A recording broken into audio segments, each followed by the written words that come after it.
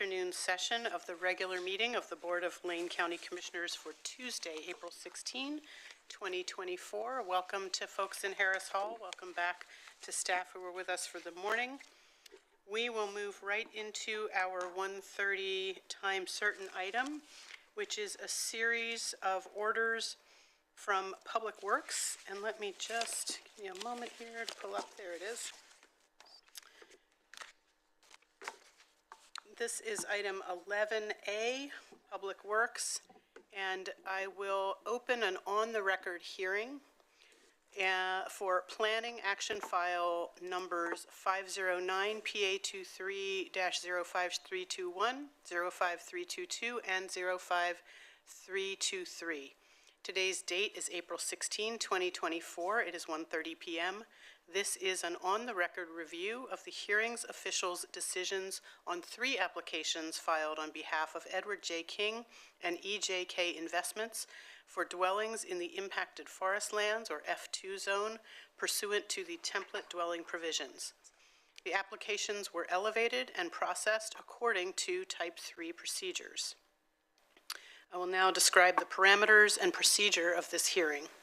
This is an on-the-record hearing per Lane Code 14.080 and Board Order 24-01-30-04.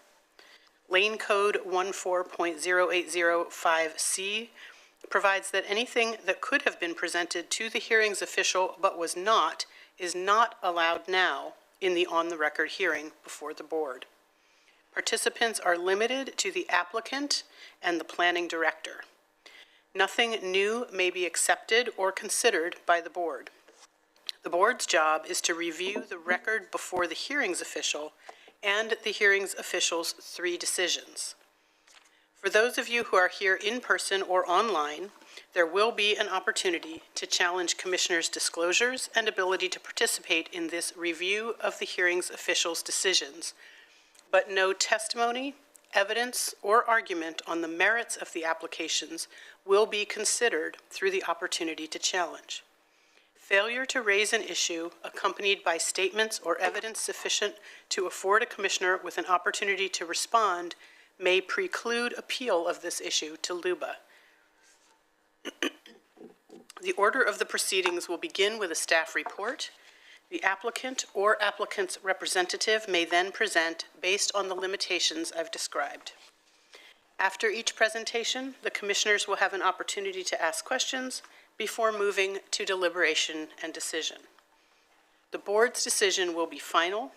The board's decision will be the final local decision appealable to the Land Use Board of Appeals, or LUBA. I will now ask Shauna Adams from our staff to please provide the applicable criteria. The criteria that apply to this application are provided in Lane Code, Chapter 16, 16-11, Sub 2-2.4, Lane Code 16-11, Sub 3C, 3P, 3Q, 5, and 6, 2019 House Bill 2025, and Rural Comprehensive Plan, RCP Goal 5, Flora and Fauna Policy 11. Thank you. Just jump a note. Thank you for that. And now the part in the proceedings where it is an opportunity for commissioners to make disclosures. At this time, commissioners must disclose any ex parte communication. If any commissioner has received ex parte communication, then please, for the record, 1, disclose the substance, circumstance, and parties to such communication, and state whether you can render a fair and impartial decision. Does any commissioner need to disclose ex parte communications? And I'll just go through the board on a roll, starting with Commissioner Senega. No. Commissioner Buck. No. Commissioner Farr. No, but I will state that I do have I've often on the record and off the record expressed an opinion that I prefer to find ways to create housing in Lane County inside of legal, statutory, and zoning code regulations. That being said, I am able to make an impartial, unbiased decision. This is to disclose any ex parte communication? I have none. Vice Chair. I have no ex parte communication to disclose. Thank you. Now I will ask commissioners to please disclose any, I think there will be an opportunity in the proceedings for that. Understood.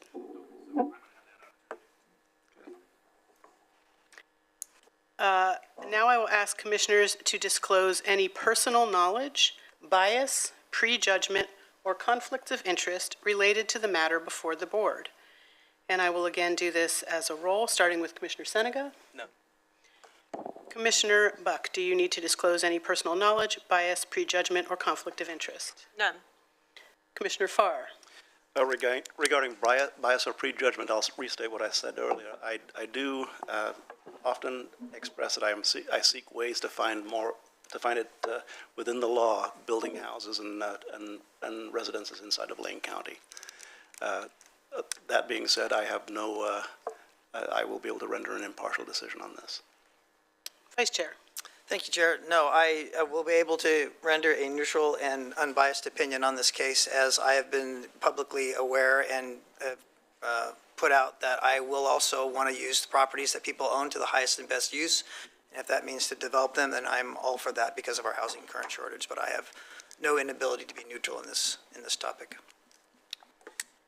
The applicant and those in attendance are allowed at this point to challenge disclosures and to challenge the qualification of any commissioner based on bias, prejudgment, or conflict of interest. Challenges will be limited to 3 minutes, and please be sure to state your name and mailing address. Is there anyone wishing to challenge commissioner disclosures or qualifications? Sir, please come to the podium here. Tanya, can you give us 3 minutes on the clock, please? I guess my first point will be that Excuse me just a moment, please. Tanya, are you able to bring up the clock with, oh, there we go. Thank you. So please, if you would, sir, state your name and your address, and then your 3 minutes will begin. Good afternoon, Sean Malone on behalf of Landwatch Lane County. My address is P.O. Box 1499, Eugene, Oregon 97440. The first thing I'll do is object to a time limitation on my ability to determine whether the board or particular board members are unbiased or have ex parte contacts. Nothing in state law allows the limitation of that. So if I'm cut off at 3 minutes, then that's a procedural error that will prejudice Landwatch's substantial rights, and I'm just putting that on the record if I'm cut off at 3 minutes. Please be sure you're speaking into the mic, sir. Thank you so much. Thank you. The first issue related to ex parte contacts, I wanted to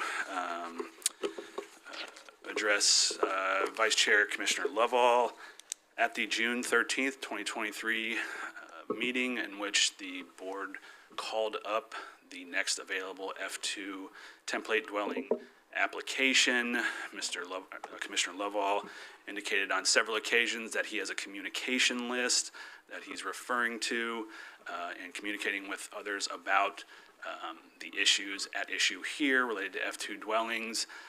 So I would ask that Commissioner Lovall place those communications before the board. Well, first of all, I would ask if Commissioner Lovall has had any further communications with that communication list since that time. I'm going to ask Tanya to pause the clock for a moment, please, just so I don't eat into your time. Generally not a back and forth, so I think I will ask you to complete, and then I will look to our legal counsel for procedural advice on whether to allow for more time or how to manage any kind of response that commissioners want to give to your comments. So at this time, I would just ask you to continue, and then I'll confer on behalf of the board with legal counsel about our best next steps.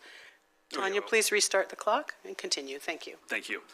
Again, with regard to the statements made by Commissioner Lovall at the June 13th, 2023 hearing, stating that he's in communication with individuals about these issues, it appeared that he was reading off of his computer talking points from individuals about the issues we're addressing here today. And if Commissioner Lovall has had further contacts with that communication list, as he said he would, at that hearing, those communications need to be put forward and put before the board, or before the hearing here, so we can see whether those ex parte contacts have occurred. If you would like me to move to the bias issues, I'm more than happy to do that right now too, or do you want to address the ex parte? Please hold the clock, Tanya. Thank you. Counsel, do you have advice for us as far as managing time and allowing Mr. Malone to address separately challenges to ex parte versus bias and a time limit on his presentation? I would say that generally when we suggest that the chair place a limit on any testimony, it's to conserve time according to what has been allotted for this item on the agenda. I don't know if there are others here in Harris Hall that intend to do the same or online, but if we had an idea of what that list may or may not look like, that might assist the chair in deciding if more time should be allowed. I think if we do allow more time for Mr. Malone, that we would need to allow the same amount, obviously, for anyone else. So just to get that idea of time would be a good idea. Thank you for that. Yeah, we didn't present a sign-in sheet, which, because this isn't a public hearing in the broadest sense. So perhaps if you would bear with us, Mr. Malone, on the proceedings, I will ask for a show of hands if there are others in Harris Hall who are going to wish to give any response or challenge to the board's qualifications or bias in these proceedings, so that I have a sense of whether we need to allow more time. Not seeing anyone in Harris Hall. Tanya, do we have anyone signed up online who's wishing to present any challenges? Thank you, Chair. Let me check. If you are online today to challenge the board or an individual commissioner's ability to hear the matter and make an impartial decision, can you please raise your virtual hand? I also show one person coming in on a phone with no name, and so I don't think you have the opportunity to raise your virtual hand. I'm going to allow you to talk, and I've asked you to unmute. Can you maybe say the last 4 digits of the number, and then we can ask that person if they are wishing to speak before the board specifically regarding challenges? The last 4 digits of the phone number are 7753, and I do show you are self-muted. Would you like to come off mute?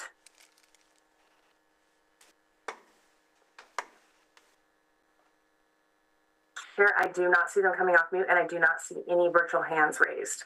Thank you. Then what I would like to propose without objection is to allow Mr. Malone to use his full 3 minutes for challenges on the issues of disclosure of ex parte, and then reset the clock for a 3-minute to address any issues of bias that he may be claiming. Without objection, Commissioner Farr. Just a comment I would have, if there were a loose 3 minutes, to allow Mr. Malone to finish whatever thought is in process. Great, so we won't cut him off at a hard stop at 3 minutes, but we'll ask Mr. Malone to be mindful to be as close to the 3 minutes. So you still have the better part of a minute left on the clock, sir, and then we can restart it at 3 minutes for you to address issues of bias. Will that work for you, sir?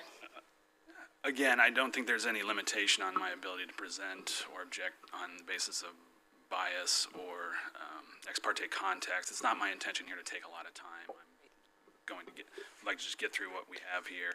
It shouldn't take a tremendous amount. Then without objection from the board, just let Mr. Malone complete his comments, and then we can, again, look to legal counsel for how any board member may want to respond. All right. Then you have the floor, sir, and I appreciate your, we won't hold you to a hard clock, but also appreciate your sensitivity to time. Thank you. Thank you. Again, this is related to ex parte contacts. At the June 13th, 2023 meeting, I think it was, Commissioner Lovall stated, But I have a lot of questions from all the constituents emailing me. I have a few rapid-fire questions, and then he goes through these questions. Obviously, that's indicating that constituents are emailing him about the very issue that we're dealing with today, and that was at the hearing that called up this particular case, these three cases. And again, sorry, just to make sure the microphone is picking up your Excuse me. comments. Thank you. And at other times, Commissioner Lovell stated, from what I heard, the owners were not consulted about wildlife on their properties. Again, that's what he's hearing. Those are ex parte contacts, in my opinion. Those need to be put forward before the board. Other points, Commissioner Lovell states that, he has a communication list that he's hearing from constituents and that he wants to get back to those constituents about this very issue that we're talking about today. So with regard to ex parte contacts, my contention is that those are ex parte contacts. And if those ex parte contacts have continued since calling these cases up, then I think those ex parte contacts need to be, in order for there not to be a subsequent reversal or remand, those ex parte contacts need to be put before the board. So this is the opportunity, I suppose, to do that. If there's nothing is going to happen, then I'll just move on to the bias issue. A party to a quasi-judicial land use proceeding is entitled to an impartial decision maker. This is procedurally awkward because the board specifically called up this issue, and members of the board made a fair amount of statements with regard to this issue at the June 13th, 2023 meeting. The first individual I'd like to challenge on the basis of bias is Commissioner Farr. Before we begin, I'll ask you to recuse yourself due to bias. Will you do so? Once again, I believe my bias is not pertinent specific to this case, and I can, in my opinion, render an impartial decision. Okay, thank you. On June 13, 2023, at the meeting in which you voted to call up the next relevant F2 dwelling case, you said, Landwatch Lane County has really made us afraid of making land use decisions because we are afraid of what they will do. Do you have animus against Landwatch Lane County because of the fear you have alleged? I wasn't referring to, Chair. Yeah, I'm going to ask legal counsel for any advice on how to proceed in terms of Commissioner's response to the challenges versus stating that getting the challenges on the record, and then, any advice you have for us procedurally. I believe that now would be a good time to respond to Mr. Malone's challenges on the record so that hopefully we can clear any concerns of bias or, if needed, decide if recusal is appropriate. So I do think that it's appropriate to respond as Mr. Malone is. Maybe Mr. Malone could give a presentation and then let the commissioners, Commissioner Farr, respond to the questions in totality rather than one after another, if Mr. Malone would be agreeable to that. I'll spend a lot of time talking then without Thank any you. responses, and there will be questions, and hopefully they will be answered. And I think if those questions aren't answered, then that leaves the possibility of bias. So Thank you, and we'll be sure to go back to the other challenges then that you made prior and give Vice Chair an opportunity to respond as well around ex parte. So please continue. thank you. So the question there after the statement that Landwatch Lane County has made us afraid of making land use decisions because we're afraid of what they will do. I have questions for Commissioner Farr, Chair Commissioner Farr, or not Chair Commissioner, excuse me, Commissioner Farr. Do you have animus against Landwatch Lane County because of the fear you alleged? And if you're not, I don't know if you're going to answer it now or I can just continue, but I would expect an answer to each one of these questions at some point in this hearing. I'll need to look up a definition of animus. Animus is hostility or ill will, essentially, and it is an indication of bias. Hostility or ill will. Okay, no. So you don't have animus against Landwatch Lane County because of the fear you alleged. I don't have hostility, no. I think we're going to allow Mr. Malone to just sort of enumerate, and then any commissioners particularly mentioned will have an opportunity to respond, and we may just have Mr. Malone remind us of the points if need be when we get to that. Thank you. Besides, do what every other participant in the land use system does, which is participate, what are you afraid that Landwatch will do?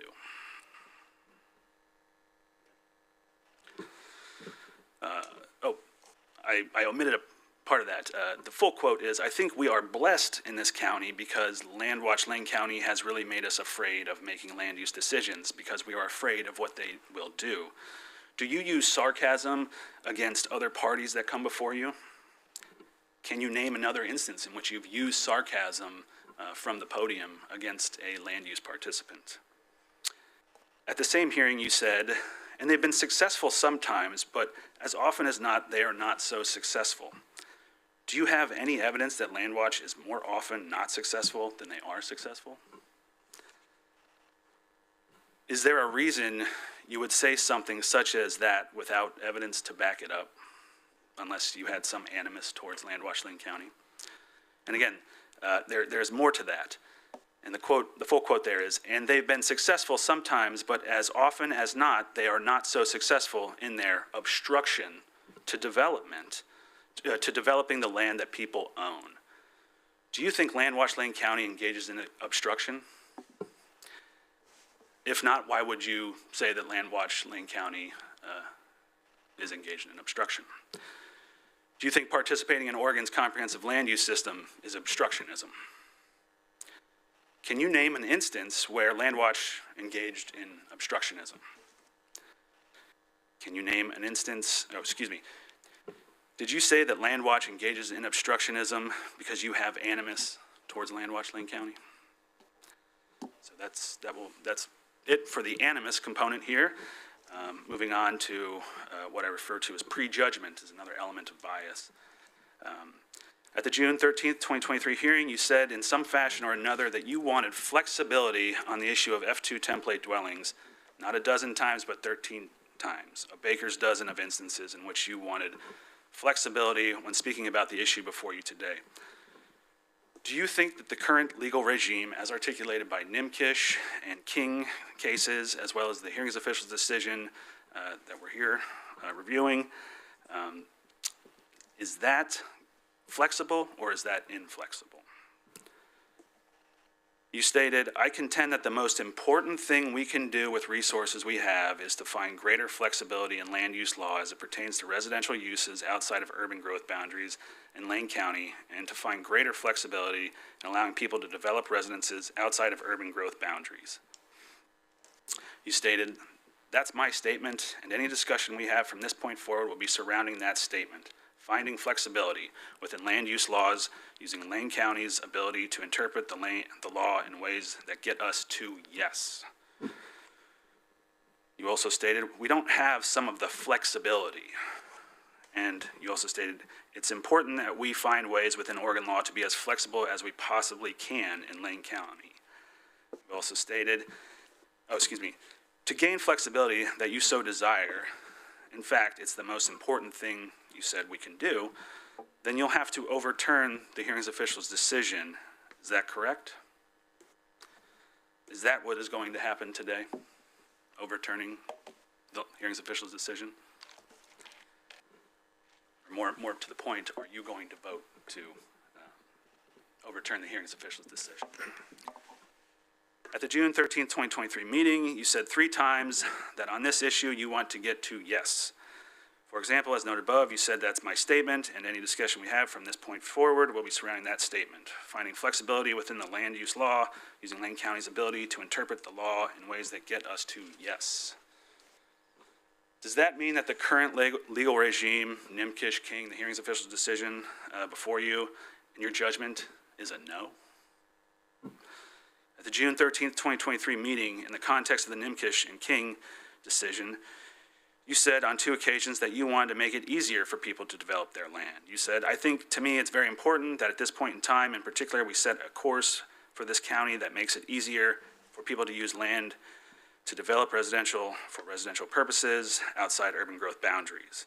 You also said there's a lot of land in Lane County, which really does indicate that there's a greater flexibility to find ways to interpret Oregon's land use laws in ways that make it easier for people to develop their residences outside of urban growth boundaries. If you overturn the hearings official's decision, will that make it easier for people to develop property in Lane County? Finally, you also said if we go with the Planning Commission recommendation, which was to take no action, not call something up, not pursue the Goal 5 amendments. He said, there's no ambiguity. The answer is no. But if we direct the staff to elevate, as I've suggested, no is not the answer. If you overturn the hearings official's decision, will that mean no is not the answer? So those are all the questions I have for Commissioner Farr. I don't know if you'd like me to move on. I just have a little bit more related to another commissioner. I think let's get the totality of the challenges on the record, and then we can engage in some response, which may require you to restate some and so on. But since we've started down this path, let's get the totality of the challenges into the record all in once. Thank you, Commissioner. Moving to Commissioner Lovall, again, as to the issue of bias, I'll ask Commissioner Lovall to recuse himself, just as I did with Commissioner Farr, on the basis of bias. I have no bias and can render a neutral decision in this matter, so no. Okay. At the June 23rd, 2023 meeting, you said, I've been hearing from the constituents that have contacted me. They've lost a large degree of relative value because what was thought of as a buildable parcel of land is no longer. Is the loss of value a reason to overturn the hearings official's decision? What relative value have they lost? And if you believe they have lost relative value, as you said from your communications with your constituents about this issue, do you believe that F2 dwellings or F2 properties are not allowed to build dwellings? Moving on, you said, I can't imagine how an over 80 acre or 40 acre or even a 5 acre parcel, how the footprint of a house is going to prohibit a herd of elk from coming through my property. You also said, we talked about the wildlife game habitat overlay and over, and we hear about elk habitat. It's interesting that elk habitat, we're not talking about a real huge endangered species, it's elk, right? Not like African rhinos or wildebeest. Every year, for the public record, we issue thousands of hunting permits because these animals are on the verge of being called, quote, a nuisance, according to the hunting guides. Property owners have stated elk, deer, and mixed game come through and over their property regardless of any built obstructions they have. They come right through the homes, fences, or in their gardens, and there are ever-increasing numbers over the last 5 years. Do you believe that big game presents a conflict with residential development? If there is no conflict, then you do not think big game need to be protected? Do you not think that big game need to be protected? Is that correct? Are you trained in any fashion as a wildlife biologist? Are you a qualified expert in the same capacity as the Oregon Department of Fish and Wildlife? And that is all I have. Thank you, Mr. Malone. So again, I will just check in again with legal counsel procedurally. Do we want to sort of allow statements from commissioners, and then if they haven't addressed all the issues raised, Mr. Malone can restate some of the more direct questions? Is that any guidance on proceeding is welcome. I would say let's let commissioners respond and see if we can address all of the questions and issues that Mr. Malone has raised, and then go from there on maybe what we do next. Thank you. And I will note, again, for the record, Mr. Malone did directly request or ask each commissioner in question a willingness to recuse. Neither took that option, but that option is still open and available to them, correct? Up until the point as to which we may or may not begin any deliberations and they have or haven't recused, that option is available. Is that accurate? For the record, if recusal is appropriate, and again, that's going to be up to the commissioners to decide for themselves if recusal is appropriate, that should be done before we get further down the road. It should be done now versus later, in other words. All right, thank you. And I do have a note from Tanya that there is one virtual hand that has since been raised. Any recommendation on how to proceed with that? Let's go ahead and have, if you don't mind, Chair, let's go ahead and have the commissioners respond while it's fresh, and then check in with Tanya to see if the hand raised is related to challenges to commissioners or the board's ability to hear this. Thank you. Then I will go back in order and ask, provide an opportunity for Vice Chair to respond specifically to the challenges alleging ex parte communication. Vice Chair. Thank you, Chair. Thank you, Mr. Malone, for your questions. Thank you for your inquiry. It's important that the people know that what they're getting is an unbiased government and an unbiased panel to make these kinds of decisions. So I appreciate your line of questioning, sir. Thank you very much.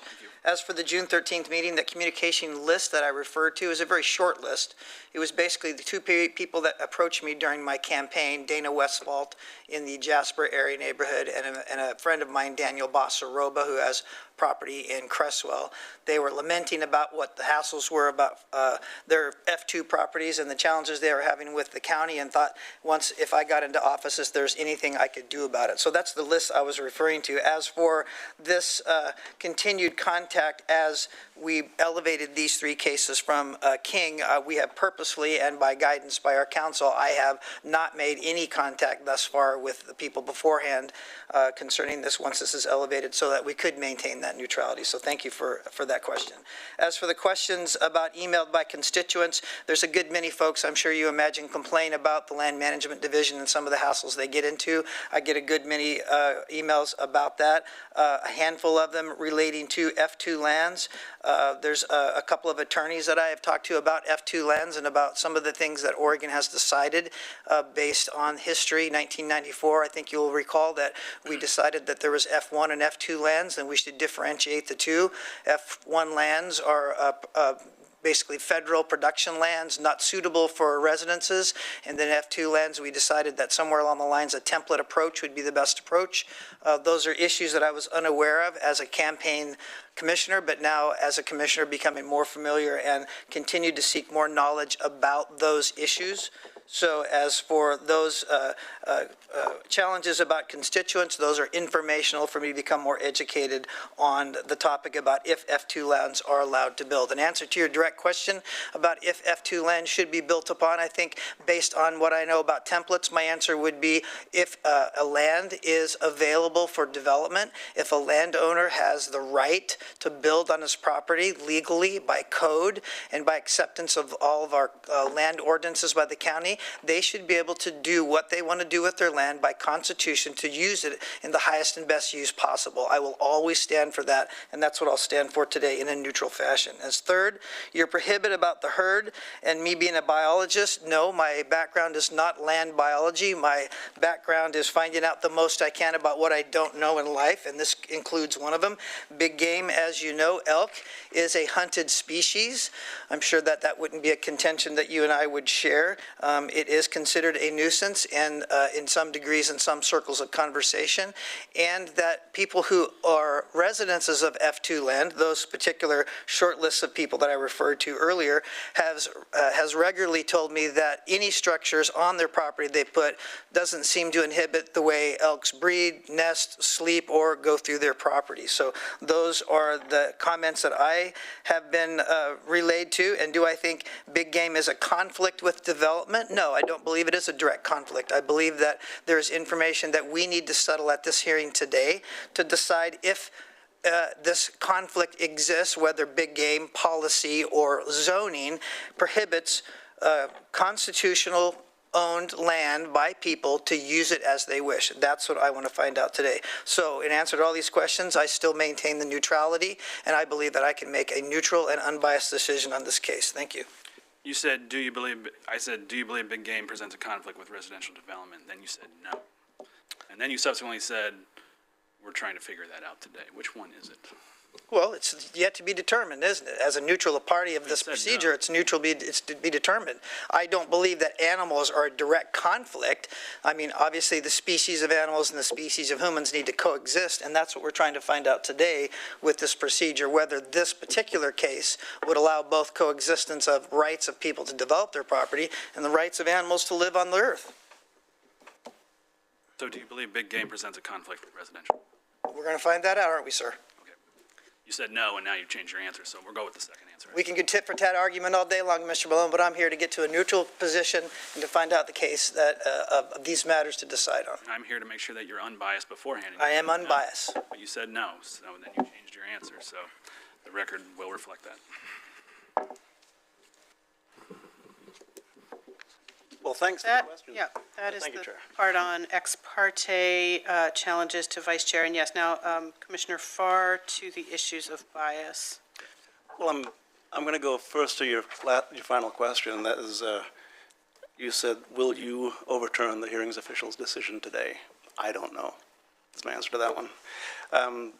And the second thing I'll say is that as we go through this, you know, you're trained in legal issues. You're trained to speak as an attorney. I'm a public servant. I serve. I'm a retailer. So I'm a little bit, you know, at a loss when we're trying to talk the same language. So I'm looking at definitions. And you said I use the word flexible 13 times. Well, flexible is a willingness to change or compromise or an ability to easily modify. Flexibility is something we should desire. And flexibility, as I refer to flexibility, is the ability within the law to find ways to accommodate what I believe is something that we should be looking for, and that is more residential housing. We're falling behind, Ms. Malone, 1,200 units plus per year in the number of houses that we're able to provide in Lane County. 1,200 a year. That's an average. I believe it's higher than that. And it's going up as more people graduate from school. Those numbers are getting greater.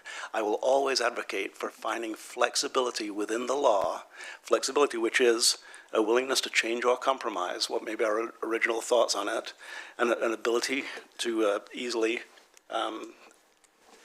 modify.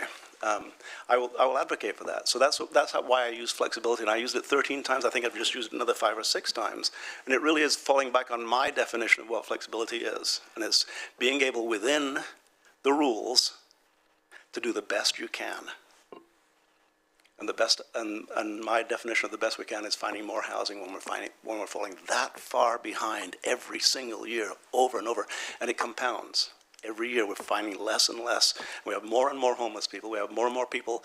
I heard of a 60-year-old woman whose husband died just recently, who was on the verge of becoming homeless, potentially, because she can no longer afford the housing that she's in. And we need to find ways to add more housing. This is the flexibility that I'm talking about, and I'll contend that. Then, yet a number of other things. Sarcasm. Do I use sarcasm? I probably do. I can't call out any sarcasm that I would happen to use in a particular situation, but I think sarcasm is something many of us do use on a regular basis. So I don't know if being sarcastic is a mortal sin, Now, success versus unsuccess regarding people trying to build a house on property, I think is what we're referring to there. No, I don't think that's correct. Okay. You indicated the full quote is, and referring to Land Washington County. Yeah. They've been successful sometimes, but as often not. Oh, got it, They're yeah. not so successful in their obstruction to developing the land that people own. In the context of that, you use sarcasm. Sure. And in the context of that, you said that you were afraid of Afraid. Washington County. Afraid of land. Okay. I'll look up the definition of afraid. I don't fear landlocked Lane County. What I worry about and what I may be afraid of is the fact that my desire to create more housing is impeded by some of the cases that are filed by landlocked Lane County. I have a number in front of me here. Let's see. In 2020-23 applications, 7 decisions were affirmed, 2 were withdrawn, and 2 decisions were reversed. So, of the work that y'all do, some of it you're successful, some of it you are not overturned, but sometimes it is overturned. Now, those numbers don't indicate as often as not. How many of those decisions were us defending Lane County may be a good? I don't have that information directly in front of me, but yeah, and that's something that I'd be absolutely interested to research. And then let's see, animus.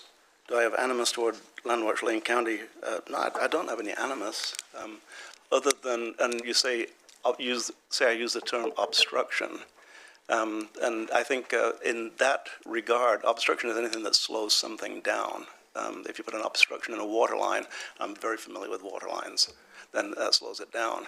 And anytime a proceeding is used and slows down the process, then that is, by that definition, an obstruction. That's the way I would use the term obstruction. I don't believe that it goes beyond that. Then the only thing that I will really lean on is that it is all within land use laws. It's all within the laws that have been established, whether it be through Senate Bill 100 or subsequent actions or case law that's happened since then. I'm not interested in going outside of that, but I'm interested in finding, Mr. Malone, flexibility to modify or change our decisions based upon what we can do to get to yes. If there's a way to get to yes without going outside of the law, then yeah, I'm in favor of that. So that's, I guess, does that mean that I can render an unbiased decision in this? I do believe that I can render an unbiased decision, and I do not believe that I need to recuse at this point in time. Do you think you've addressed all the questions?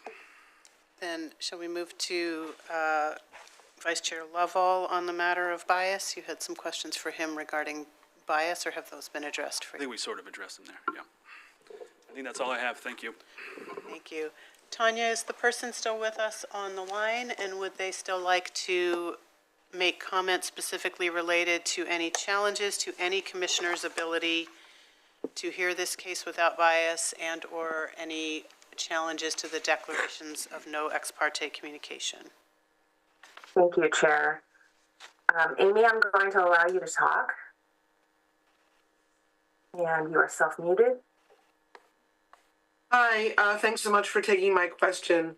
Number one is, Lane Land Watch has the opportunity to not appeal a woodland template test criteria approval. They did appeal with us, Excuse so me, therefore we Ms. could not build on our excuse me. 5.5 acres. Tanya, could you please mute the speaker? Thank you. Excuse Yes. me. Comments at this time are strictly limited to challenges to any member of the Board of County Commissioners' ability to proceed with these hearings without bias and/or to raise any concerns that any commissioner has had ex parte communication with anyone involved in these hearings officials' decisions. So if you still have comment to make that falls within those parameters, please continue. Otherwise, I'll ask that you lower your hand and we will move on here. I do see Amy has lowered her hand. Thank you, Tanya. All right. So give me just a moment here. And I think, again, before we move on to any staff report, we need to address the fact that we now have challenges that have been placed on the record. Requests for recusal of 2 commissioners. Commissioners' insistence that they do not need to recuse. And so I'm looking for some guidance from council, given sort of our duty to manage risk, reduce liability, ensure sort of the cleanest possible processes. What advice you might have for us as to the potential risks of proceeding or opportunities for how to manage what is before us at this time? I would say, Chair, thank you, that these issues are now raised and arguably preserved by Land Watch. Should the decision, whatever decision is made by the board, be appealed, sometimes we won't know the outcome of those issues, whether anyone will prevail on a bias, procedural error, a prejudgment procedural error before LUBA. Again, I'm here to advise the board as a body, and each individual commissioner will need to make their own decision about their ability to render a fair and impartial decision. I feel as though Landwatch has had an opportunity to fully raise their concerns and have had an opportunity to have a full response. I would say the one exception to that may be the request for disclosure of emails or communication that were referenced in regard to Commissioner Lovell's statements from June 13th, 2023. We could, at this point, leave this record that we're making for this hearing within a hearing on the board's ability to hear this in a fair and impartial way open to allow Commissioner Lovell to respond to that and place those communications into the record. And then that would give Landwatch an opportunity to further respond to that and hopefully clear that issue if we can at the local level rather than let it carry on to a future appeal. So that's one option, is to continue the hearing at this point to allow the emails. And again, this will be Commissioner Lovell's. I would like your input if you would want to provide those emails that were called into question by Landwatch for this record. Well, there's very few emails that are on record. Most of those were phone calls. And like I said before, the list is only very short. It's basically 2 people. Dana Westfall was prior to my being a commissioner, so those emails are not available. Daniel Basarobas has mailed us, the board as a whole. He's gotten, his copies are to all the board members, so they're not just specifically to me. And I would have to look on my email chain if there's anybody else that had just in passing had made some comments about the inabilities of development on F2 lands and some of the challenges that they've had, but I don't have any problem with releasing that. I mean, my email's on the hard drive at the county. Those can be searchable, so I don't have an issue with that. And proceeding on today would be, I could do that in a non-biased fashion like I'd stated before. I think the question is overarching is, do we have other parties that have appeals to this and arguments that we have not considered or essentially barred out that could also be considered whether we proceed or not? I think that's the larger question as well.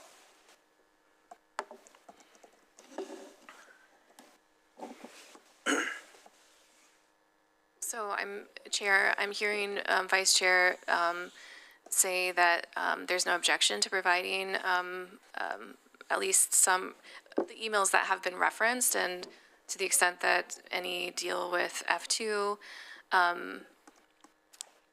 And it's possible that we could move forward if it's both Commissioner Farr and Commissioner Vice Chair Lovell's position that they can continue in a neutral, unbiased manner, then we could move forward. And then I think we would want to keep this part. This is an on-the-record review. This part that we're in right now is sort of an evidentiary hearing regarding commissioners' ability to hear this in an unbiased manner. And so anything that we would allow to be submitted after today's proceedings would be limited to Commissioner Lovell's email communications that were raised by Landwatch and allow Landwatch to respond to those emails. So I think that's how we could handle this, again, section of the hearing and move forward then to the next part. So just to make sure I understand, you're suggesting that the issue of challenges can be sort of self-contained and suspended pending disclosure of the emails that Vice Chair has expressed a willingness to disclose. And while that is suspended, continue to proceed with a reconsideration of the hearing's official decision? Yes, Chair, that is what I'm suggesting, and the reason is that Vice Chair Lovell knows what are in the emails that are being requested, and Vice Chair Lovell is taking the position, I believe, correct me if I'm wrong, that in spite of those communications, that he is able to make an impartial decision today. And I don't, again, Vice Chair Lovell can speak for himself. I don't think that anything that is said in response to those emails will change that position. If it were to change that position, then we could have an issue with a commissioner participating in the entire record. So if I'm understanding, however, if we were to move forward with the proceedings, there are now these objections on the record. And so if any decision is arrived at today, that decision is still appealable with these potential procedural errors in place. Is that correct? Yes, Chair, regardless of what happens with the ex parte contact that has been alleged by Landwatch and what Vice Chair Lovell puts into the record, these issues have been placed on this record and are preserved potentially for Landwatch to raise should they so desire. And the presentation of a suspicion of bias or a challenge of bias is also in the record, even if the commissioners being challenged on bias are refuting that they hold that bias. That is also still part of the record, right? So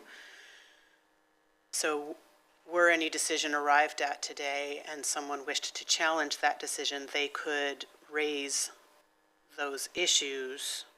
And if we're remanded, would it go back to LUBA? Who would have to hear that appeal based on that procedural, I don't know if I'm using the right term, procedural error in this case,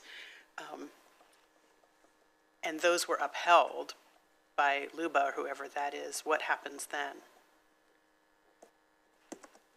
Thank you, Chair. If the decision that the board makes is appealed to LUBA, any of the issues that have been raised through this proceeding, so long as they were appropriately preserved before the board and in these proceedings, can be raised on appeal, which would be to the Land Use Board of Appeals.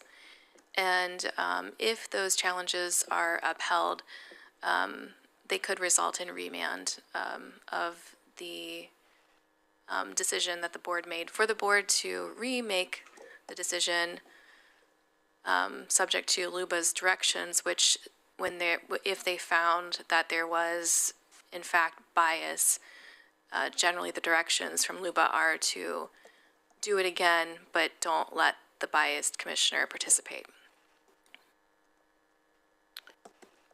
And if we make no decision today, the hearing's official decision stands, essentially. Is there still any opportunity for the hearing's official decision to be revisited in any other way or at any other time?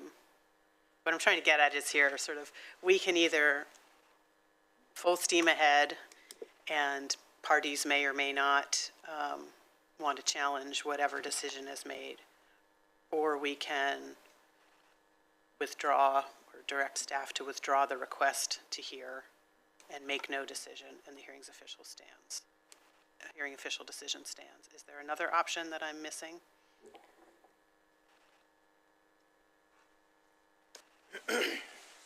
Chair, if I understand, if the question is about concerns about the strength of the bias allegations and what that might do to the board's decision if it moves forward, if the board wanted to avoid that potential outcome of a remand from LUBA for bias, then out of an abundance of caution, the commissioners could recuse themselves from participating, and the remaining commissioners could continue. Another option could be that the board, as they directed the planning director to elevate the hearings officials' decisions for review, they could direct the planning director to withdraw those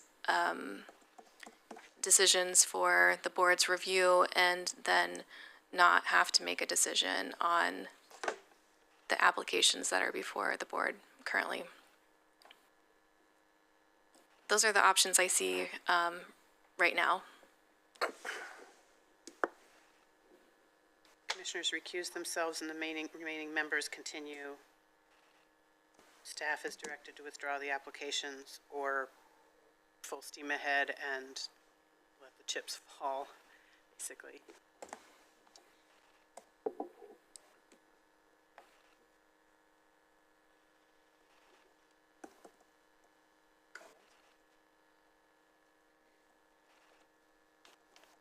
Commissioner Buck. Thank you, Chair. I think we're making general comments about where we should proceed further or not. So I'll go there, if that's allowable. You know, I would, likely out of an abundance of caution, I would probably lean toward asking the planning director to withdraw the request, to elevate this to the board, trying to save some costs and time regarding a LUBA appeal. Honestly, I think appeals happen quite often when it comes to the board anyway. And I always know that that takes a lot of time and commitment and resources from the county to proceed and respond to those. So that would be where I would tend to go. And I'll look at my colleagues to see where they land. Commissioner Farr. Well, I'd respond to that. I think that, Commissioner Buck, you make a really good point regarding whether or not the board should hear a particular issue or not. And I think historically the board was asked whether or not they would hear a land use decision, and quite as often as not we said no. I'm not going to use the word as terms as often as not, but quite often we said no, and we didn't hear it. In fact, I think it was rare that we would hear it. And for the future, potentially, it might be rare that we would hear it, but I think this is a case where we just have an opportunity to go through the process to see how the board would review a decision, and what is a process that the board potentially, not today, just today, but from this point forward, would potentially be able to review a hearings official's decision. So I think I'd rather go forward with the process today. Because this is the time that we've chosen to do it, and this is an opportunity for us to see how the process would work for the future. I would prefer to go ahead with the process today. Vice Chair. You're taking a breath. I was wondering if you're, oh yeah, I'd love to make a comment on this. I mean, just perusing my emails, doing an F2 search, there is basically 7 or 8 emails, if that gives anybody any comfort going forward. Mike Miller would be added to the list of those people, which I talked to. And looking at the emails as I see them, they were informational in their entirety. Basically, I've got a complaint. This is my situation. Can you help? My response is, don't know what's going on. There's some things at the state level. There was no conversation here about us elevating any cases to the board. And my last contact about F2 cases was on 5/22 of 2023. And after that, it was in staff executive session email about such property. So that's it. If that gives anybody any comfort. So my opinion is we move forward. So we have challenges on the record. So if we move forward, those become part of the record of this proceeding, and any challenges to this proceeding will include those. What I'm wrestling with is I'm hearing Commissioner Farr in particular say he'd like to move forward because he wants to sort of test the process of of a hearings official decision being revisited by the board. As I recall, we have been offered that by staff, that withdrawing these applications and sort of cleaning this particular one up so that this doesn't become the test case doesn't preclude us doing exactly that. That staff, I think it was Planning Director Bell, has offered specifically to provide some work with the board to talk about what might be parameters or triggers that we would put into place for when to elevate and reconsider a hearings official decision. So I'm hearing a willingness and an opportunity from staff to do that in a way that is about helping us understand what our opportunities are in this quasi-judicial function moving forward, rather than based on a specific, now potentially challenged set of applications. So I think with that, I might just throw it back open to see if Commissioner Buck's request or suggestion that we withdraw these applications and sort of hit the restart on us having better training, grounding, and shared understanding from our planning staff about how and when to review hearings official decisions, so that we can still do that without it being connected to a particular set of applications that now have a more complicated record. Commissioner Farr. And thank you for that, Chair Trigger. You know, I'll just restate my intention in general is that when a hearing official makes a decision, it's a single person making a decision, and this gives an opportunity for a body, for a panel, to take a look at that decision, as opposed to a single person. Now, that being said, once again, as a body in the future, we may not choose to consider the hearings official's decision. But I'll go back to the thing that motivates me in this is trying to find ways inside of the law to facilitate that building of residential properties in Lane County, building houses in Lane County, residences in Lane County. And I think that any decision that any panel makes is going to have some, I'm going to use the term again, flexibility within it, within the law, to either say yes or no and still not be outside of the law. I'm not fully clear exactly how that works, quite frankly, and I think that this is as good a case as any, as you know, to do it now at this point in time as opposed to waiting. So I remain, Chair, in favor of moving forward today with this particular issue, because this is the point in time that we can do it, and it helps us for future decisions regarding hearings officials' decisions. So, once again, I'm interested in getting this clarified and having that done as soon as possible. Can I ask, just to make sure I understand, when you say getting this clarified, what is the this? The ability for the Board of County Commissioners to look at a hearings official decision and make a separate panel decision on that decision. I don't know that that's in question, or we wouldn't even have this item before us. What I'm suggesting, and again, Director Bell, also, I don't want to put words in your mouth, but as I'm recollecting, you have offered, rather than a case study of a particular applicant or set of applications, that is a conversation that planning could have with this board about how do you do that, how do we decide what the criteria is for elevating something. I'm happy to respond to that if you'd like. So we are starting to research it as a follow-up, as a part 2 to the work session that we had with the board back in January on type 2 and type 3 appeals processes and procedures in general.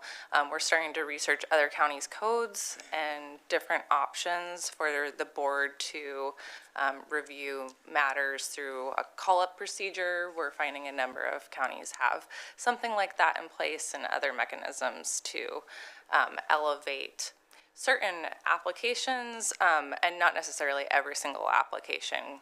So we're looking at scheduling that soon. Great, thank you for that. So in a moment, Commissioner Seniga. And also just for everybody speaking the same language and anybody watching. Commissioner Farr is talking about, this is an opportunity for a panel to hear something that one person heard, but there's process before a hearings official hears something. So it's not just one person, right? It's been the planning director, and we've received recommendations from our planning commission. Is that correct? Just making sure I'm understanding the process. Who all hears something and makes determinations prior to a hearings official?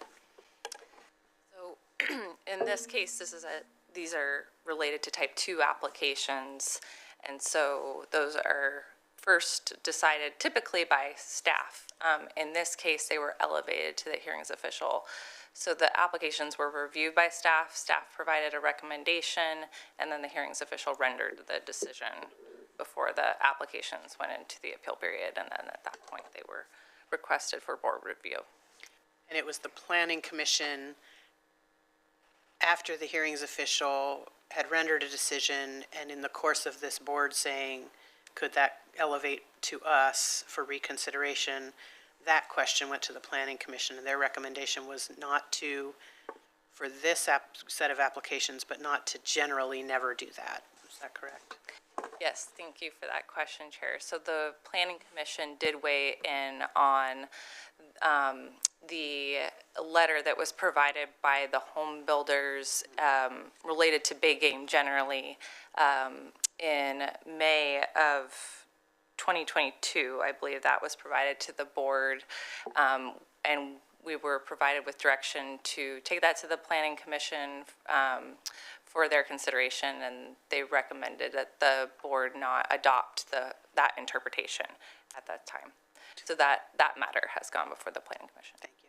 I'm looking to council if we veer off of, we're off script already, but if we veer into conversation outside of what's been noticed, please flag that for me. Thank you, Chair, I will. Okay, thanks. I'm just trying to manage the conversation in a way that gets us to, for me, it is both giving this board as much agency to exercise the authority that it has when best appropriate, but also protect and preserve on the part of the applicant, for the sake of the applicant, the best path for their process to not, as Commissioner Buck said, take more time, more money, and for us to do our part of, again, managing risk and reducing liability, including financial liability, right? These proceedings are sort of on the county's dime, and any appeals and subsequent challenges and proceedings will also be on the county's dime. Is that right? That is correct, Chair. I believe through the hearings official procedures, this work around these 3 applications was fee supported, but once they were elevated to the board, there's no identified funding source for this work, and it's not fee supported, which is no fault to the applicant, but it's just consideration for the board if that factors into your decision. Thank you. Commissioner Senega. Yes, thank you. Yeah, back to where we're at currently. I think we had 3 head nods to move ahead. We've got a commissioner that says he can make an impartial decision, and he's being asked if he can because he used the term flexible too many times. We've got another commissioner that says he can make an impartial decision and he's being questioned because he emailed constituents and stated some facts about elk. We could come up with these questions time after time after time. We're up here for 10 hours a day. 10 hours a week talking. We could find these kind of impartialities that we don't, we can be impartial. We can make these decisions. Let's move forward. So I'll just remind, it's a little different when we're operating in our quasi-judicial function than, and I think that's why this is, why we're being, at least for me, my part, why I'm being so cautious, and again, to protect the resources and the time for the applicant as well as for our organization, what will actually be resolved in one way or another through the options before us, and also ensuring that I address this is not about preventing us from exercising the authority of rehearing previously issued decisions, just making it very clear. So there's clearly some appetite for some reason for these particular applications to be the ones that we hear. Vice Chair. Thank you, Chair. Yeah, I would agree with Commissioner Senega in his sentiments. I believe that we're here and we're going to be here again. I think Mr. Malone's comments and concerns are going to be shared concerns on any case that we're going to hear going forward. F2 is probably one of the hottest topics in the communications that we get as commissioners, is the problems that are of development are swirled around. And I think this particular case, regardless of who the defendant is or the person requesting that, has a right to have his cases elevated to the board. That's a constitutional right to air grievances to your government, and I believe we're down the road this far to nix this in the shorts, as they will, to put this away and maybe do another one in the future. I think would only waste the valuable time that the staff has already put into this. And I think these particular cases are a summation, if you will, of most of the complaints that I've received on various kinds of F2 issues. I think these particular cases address many of those that we would need to set precedents for going forward as a policy board. We're going to set policy here. We're going to see if Goal 5 and Policy 11 actually is definitive terms of these things, and I think these are good cases to test those out to whether the board wants to proceed with those as being absolute policies or just reasons to consider. Thank you.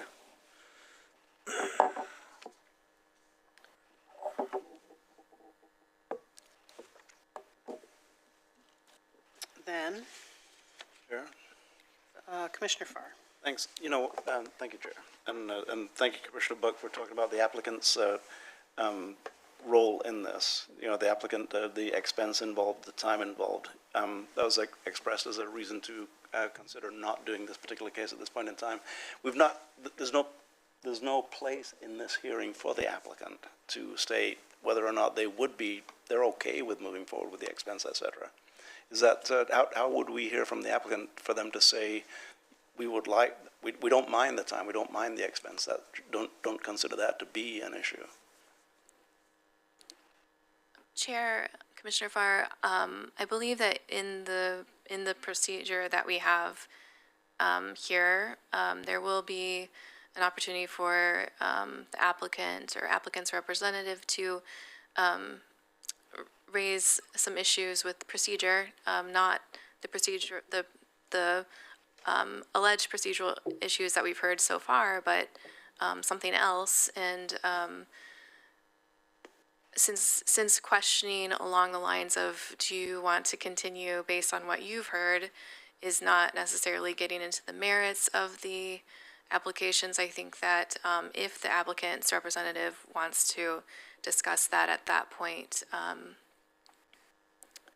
that should be fine. If I may, with a follow-up, Chair, just is there a point in this proceeding where we could say we don't have enough information, let's move it forward 2 weeks? Chair, Commissioner Farr, I don't know that we have the ability to say we'll move it ahead in 2 weeks, but move it ahead if the board wants to continue the hearing, that's a possibility, and we could look at when that would happen at that point. Thank you. Thank you, Commissioner. And just, it's important for me to restate, my concerns are also about the expense to the county of any continuing action as a result of anything that may happen today. If we agreed to direct the planning director to withdraw the applications for reconsideration, then this is done and there's no more expense to the county in managing this issue or responding to any future potential appeals and challenges. Is that correct? Yes, I believe that's correct. And again, to my knowledge, no funding source has been identified for this. And so for all of the staff time today, I don't know what fund we're charging our time to, and that might be something we would look to leadership to help determine in these kinds of elect to hear, elevate to hear scenarios. And that time is substantial in preparing for today. I'm looking at Shauna in particular. Yeah, thank you. Well, so I will just double check one more time to ensure it is the will of the majority of this board to full steam ahead and hear these applications, hear what the hearings official heard on these applications, and either affirm or make a different determination. Yes, yes. 3 head nods. All right. Then we are at the point in the proceeding where we will have a staff report, and I will ask Ms. Adams to introduce the documents before us and provide the staff report or presentation. And then there'll be an opportunity for questions from Ms. Adams. Just give me a moment, if you would, to get my screen up and presentation slides on full screen. Do you know where that option is, Amber? Where's it? Yeah, while you're bringing that up, I'll just ask, and this may be as much for our planning director as anything else. As long as this remains unresolved, or if it becomes appealed, are we delaying determination of other applications in the meantime? So if there's other applications that come before us that are subject to policy 11, the big game density standard, then they would be subject to current case law, which and the hearings official decisions that are on the books, depending on the outcome of the board's proceedings today. So if the decision of the board is to affirm the hearings official decisions, or if the decision of the board is to direct us to withdraw the appeals, then the hearings official decisions would stand, as would the Nimkish and King decisions. And so the standard that applies through those opinions to that case law would be the 40-acre and the 80-acre density standards that would be applied to any applications that are filed. And any other applicant would have the same appeal process available to them? Correct. The same appeal process that's in Lane Code today. I will also mention, Chair, because you asked about the work session that we are planning regarding appeal procedures, it also occurs to me, I failed to mention that we have a board assignment to scope Goal 5 resolutions or to scope Goal 5 options, rather. And so that is something that we will be bringing back before the board, and that was following that Planning Commission recommendation in our discussion with the board. And so I'm not sure to what extent that's helpful in this context, but I wanted to mention that. And also, we understand this is having to do with a relevant issue, and we would bring that, our operating assumption at this point is that we would bring that back before the board after these applications are resolved, unless we receive other direction from the board. Thank you. Thank you, and good afternoon, Chair Trigger and Commissioners. Again, for the record, I'm Shauna Adams, Staff Planner, and the matter before you is an on-the-record hearing for board review of 3 hearings official decisions denying individual forest template dwelling proposals in the F2 impacted forest zone. Each of the 3 proposals proposes a template dwelling on a parcel of less than 14 acres in size and major big game habitat adjacent to the Oak Ridge Airport. All 3 were denied solely based on a failure to satisfy Lane Code Rural Comprehensive Plan Goal 5 Flora and Fauna Policy 11, referred to as Policy 11 in short. As the board may recall, in 2021, in the Nimkish and King template dwelling appeals, the State Land Use Board of Appeals ruled that the county must apply. Policy 11 is a criterion for template dwelling applications in big game habitat. 2 of the 3 proposals before you today involve the same properties and substantially the same proposals that were denied under LUBA's 2021 King holding after approval by the director originally. In effect, LUBA's rulings are understood to mean that forest template dwellings cannot be approved on tracts smaller than 80 acres in major big game habitat or smaller than 40 acres in peripheral big game habitat without further justification under the state Goal 5 rule via a comprehensive plan amendment. Luba's holdings have prompted the board to consider whether to update the county's adopted Goal 5 program for big game protection and to consider making a local interpretation of Policy 11. Most relevant for this matter now before the board is at their June 13th, 2023 meeting, the board directed staff to elevate the next relevant hearings official decision involving Policy 11 for the board to consider whether or not to interpret the policy.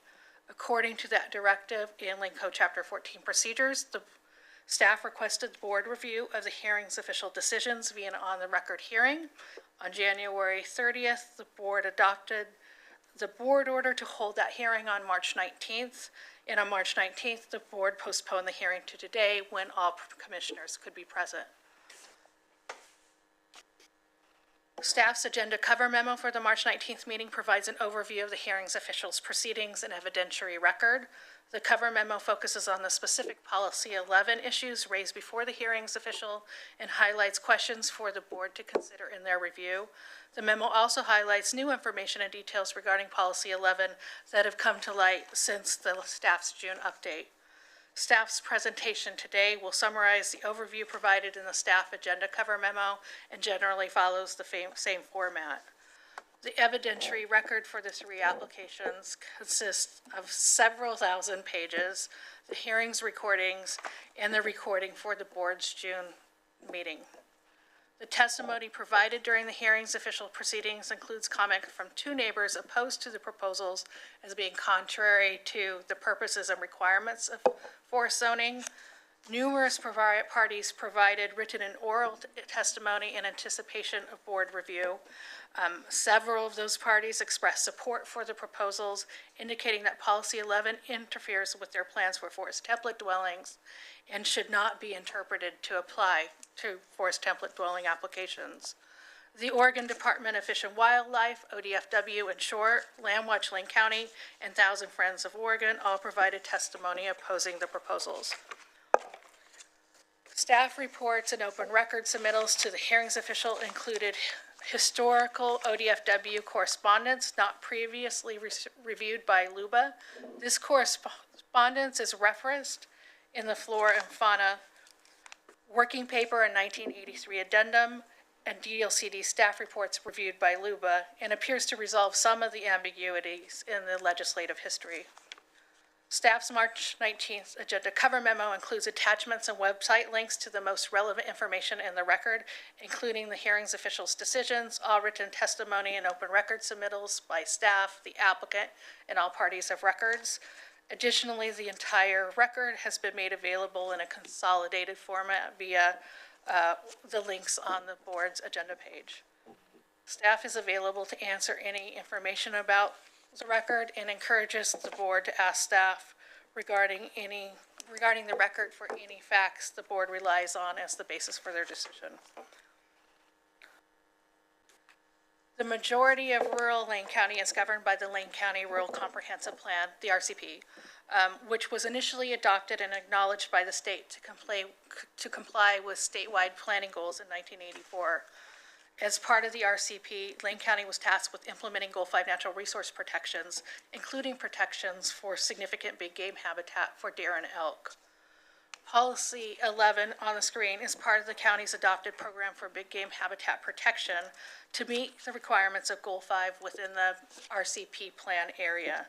The policy states, I'll read it because it's at issue today, Oregon Department of Fish and Wildlife recommendations on overall residential density for protection of big game shall be used to determine the allowable number of residential units within regions of the county. Any density above that limit shall be considered to conflict with Goal 5 and will be allowed only after resolution in accordance with OIR, that's the Goal 5 conflict resolution process. The county shall work with Oregon Department of Fish and Wildlife officials to prevent conflicts between development and big game range through land use regulations and resource areas, siting requirements, and similar activities which are already a part of the county's rural resources zoning program. There's no contest that the county never took the steps anticipated in the first sentence, or that the county did not coordinate with ODFW after plan adoption as suggested in the last sentence, nor is there any contest that these circumstances have created ambiguities that present some challenges for interpretation and implementation that have brought us here today.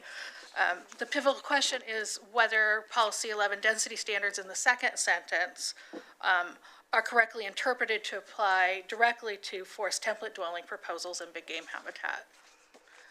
The legislative history for Policy 11 indicates that density conflicts with big game habitat was not expected to be very likely on account of the dwelling restrictions in farm and forest zones that existed at the time and for other reasons.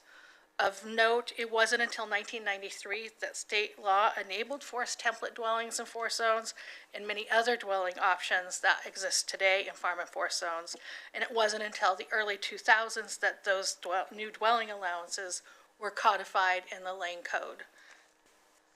However, the record does show that dating back to late 1986, staff and the hearings official had formulated the position that Policy 11 density limitations in the second sentence do not apply directly to F2 dwelling proposals. In 2018, Policy 11 started to be raised as an issue for forest template dwelling proposals and was first raised before LUBA in the NIMKISH and King appeals.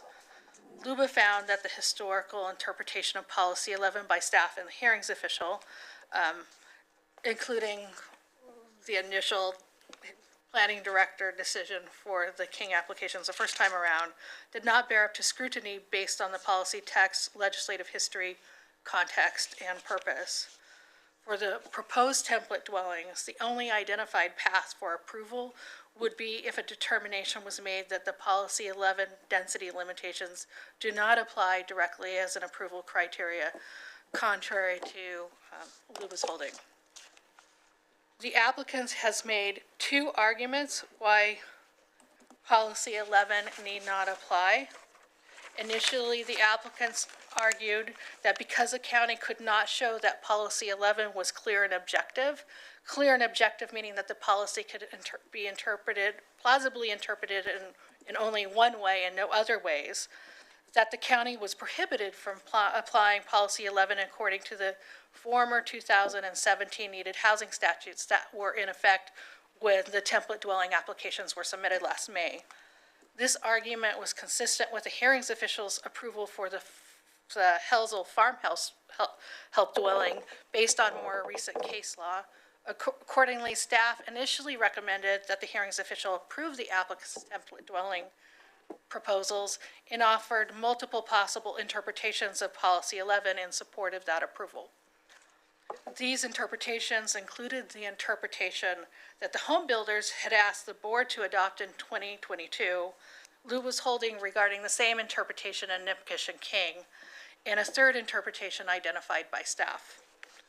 However, before the public hearing date, LUBA issued a decision for the Helsel decision, holding that the former 2017 needed housing statutes do not apply outside of urban growth boundaries as the hearings official had found, and effectively would not prohibit the county from applying Policy 11.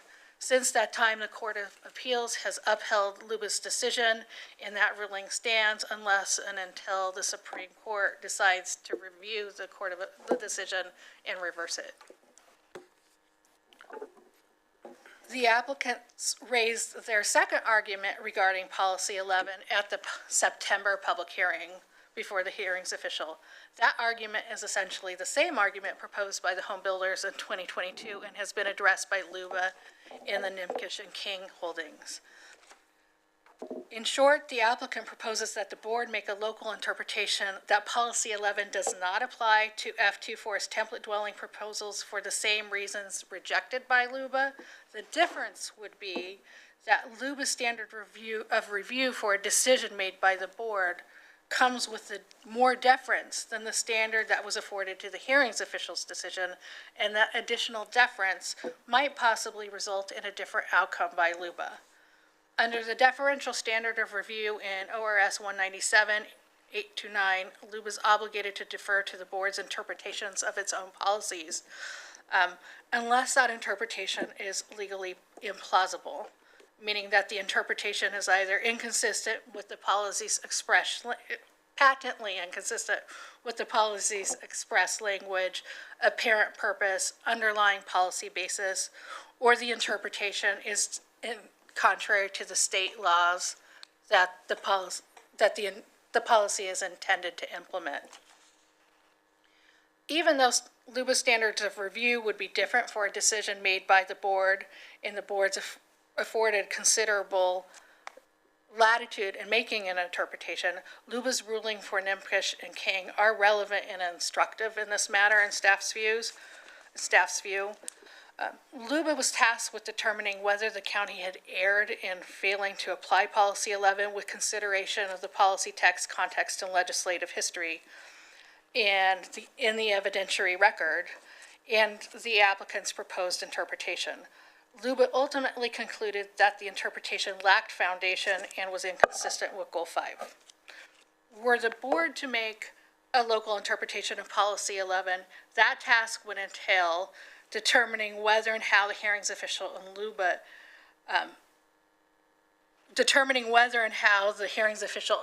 erred, and what the county and state intended at the time the RCP was acknowledged in 1984, based on an examination of the policy text, intent, legislative history, and Goal 5 purpose. To sum up the applicant's rationale and LUBA's response, the details are on the screen, but what I'll say is that the applicant maintains that the Policy 11 text, context, and legislative history all support the proposed interpretation, and LUBA's response was that nothing in the text, context, or legislative history of Policy 11 suggests that its applicability is so limited, and that such an interpretation is contrary to the policy intent in Goal 5. In short, the applicant's proposed interpretation and LUBA's assessment, based on the standard of review afforded to hearings officials, are polar opposite. Specific to the policy text, the applicant's proposed interpretation is that Policy 11 relates entirely to the future regional approach for overall density that was addressed in the first sentence of the policy. LUBA held that the plain language of the policy does not tether or derive the density limitations that are in the second sentence of the policy to that regional approach, and that such an interpretation would be contrary to Goal 5 and eliminates the Goal 5 protections that the state understood to be in place for acknowledgement. Per the applicant, the Flora and Fauna Working Paper and 1983 addendum to that working paper indicate that the county had abandoned density standards in favor of stronger siting standards and clustering standards. Per LUBA, nothing in the addendum purports to completely abandon the ODFW density recommendation or suggest that clustering standards in and of themselves are sufficient to establish compliance with Goal 5. To the contrary, LUBA notes, both the working paper and addendum describe a conflict resolution process to ensure compliance with Goal 5 when other measures such as siting and clustering standards prove to be insufficient to avoid the conflict. Per the applicants, the DLCD staff reports for RCP acknowledgement indicate that DLCD accepted and Lane County intended to protect big game exclusively via stronger siting standards that remain in place in the code, instead of applying the ODFW recommended density standard directly. LUBA's response is that there's no suggestion in any legislative history or the DLCD papers that DLCD believed that the siting standards could eliminate the need for Policy 11 density standards.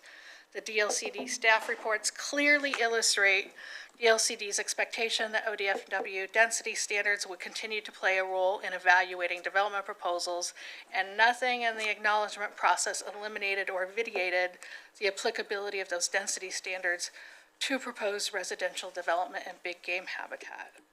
Lastly, with regard to the F2 zoning provisions, the applicants contend that the bolstered siting standards adopted by the county were acknowledged by DLCD's, the state to comply with Goal 5 instead of any lot size minimums or dwelling approvals and density standards that might apply directly under Policy 11. Again, LUBA's response to that rationale was nothing in the text of the F2 provisions supports the position that Policy 11 density limitations did not apply to density proposals, noting that the siting and clustering standards do not quantify or constitute a residential density standard. So that's the history, and it's not new history. That's where we were left with the Nimkish and King decisions. After the June 13th board meeting, land management staff took a very hard look at the record for the King and Nimkish decisions and all available and findable archived LMD records based on the direction provided by the board chair. Staff had hoped to find documentation that might reconcile the county's historic interpretation of Policy 11 with the legislative history that was examined by LUBA, or that at least might indicate more flexibility for dwellings and big game habitat than LUBA's holding had indicated. Staff did not find any new information that lent support for the county's historic understanding that Policy 11 density limitations do not apply to F2 dwelling proposals and big game habitat. However, staff did find the legislative history and context to clearly indicate ODFW's recommendations for overall residential density included an alternative allowing for the density to be doubled within big game habitat areas where the clustering of dwellings is required. According to that alternative recommendation, where clustering is required for dwellings and ODFW's preferred density recommendations can't be met, an overall residential dwelling density of one dwelling per 40 acres rather than per 80 acres and is acceptable in major big game habitat, and of one dwelling per 20 acres rather than 40 acres is acceptable in peripheral big game habitat. This gives rise to two important questions not addressed in Nimkish and King. One is Policy 11 intended to allow development in accordance with the ODFW alternative density recommendation without need for further justification under the Goal 5 conflict resolution process? And if so, are the F2 siting standards intended to codify ODFW's clustering requirements for that purpose? Staff concluded that the legislative history and context does provide such considerable support for such an interpretation. Staff's analysis of the Policy 11 density standards is summarized on the presentation slide and detailed in attachment 1 of the March 19th agenda cover memo.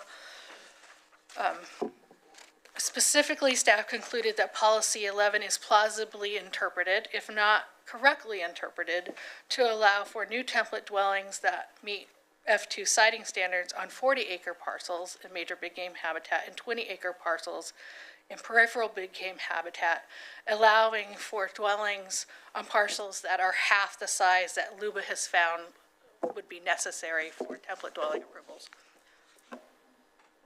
I'm not going to delve into the details that support that alternative interpretation, but I do want to highlight that the July 19th, 1984 DLCD staff report provides the key to understanding all three opposing interpretations. In that staff report, the DLCD addressed two objections related to Policy 11 in forest zones that were made by ODFW and Thousand Friends, and identified one deficiency that the county needed to address to gain acknowledgement.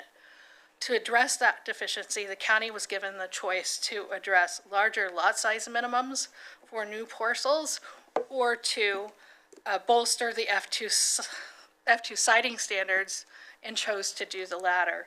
According to the applicant's interpretation, the corrections made indicate that the county understood and DLCD accepted that the F2 siting standards fully implement Goal 5 in lieu of any density standards. According to LUBA, the applicant misreads and relies on that DLCD directive out of context, failing to recognize that the DLC staff report prefaced that directive by making clear DLCD's understanding and expectation that Policy 11 density standards apply and would be supplemented by compatible lot size requirements and F2 siting standards. The staff interpretation considered the specific manner in which the F2 siting standards were intended to supplement Policy 11, the Policy 11 density commitment, based on a closer examination of the legislative history. Staff concluded that while history provides clear support for LUBA's conclusions regarding DLCD's directives for correction contrary to the applicant's interpretation, it also provides reasonably clear support that DLCD recognized that the combination of F2 siting standards and ODFW's alternative density recommendation would satisfy policy 11. Landwatch, I can't see my screen.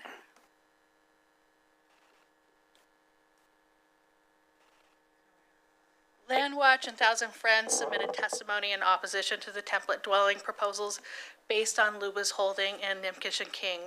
Both maintain that Luba's interpretation is correct. They also maintain that the applicant's proposed interpretation is not legally plausible. They further contend that staff's alternative interpretation is incorrect and not supported by the evidence in the record. Staff understands them to recognize ODFW's alternative recommendation where clustering is required, but to disagree that that policy 11 in itself is meant to refer to that alternative on account that the Flora and Fauna Working Paper specifically refers to the 80-40 acre recommendation. Staff also understands their position to be that even if the ODFW alternative with clustering requirements were considered to meet policy 11 standards, that the legislative history does not indicate that F2 zoning siting standards were intended or acknowledged to satisfy the ODFW clustering requirements for dwelling approvals. ODFW also provided testimony for the first time in this proceeding. They had not participated in the Nimkish or King appeals. Their testimony provides background on ODFW's recommendations for overall density and recounts ODFW's role and involvement with the comprehensive plan process for Lane County in the 1970s and 80s, and ODFW's view that of the commitment made by the county under policy 11 and the F2 siting standards. The testimony emphasizes that ODFW has always considered the siting standards to supplement its density recommendations. ODFW further asserts that the proposals do not satisfy the county's adopted policy and siting standards. They also address the purpose and value of big game habitat in their testimony. The hearings officials' decisions to deny the proposals based on policy 11 are generally in keeping with the hearings officials' decisions for the 2020 King filings and Luba's King holding.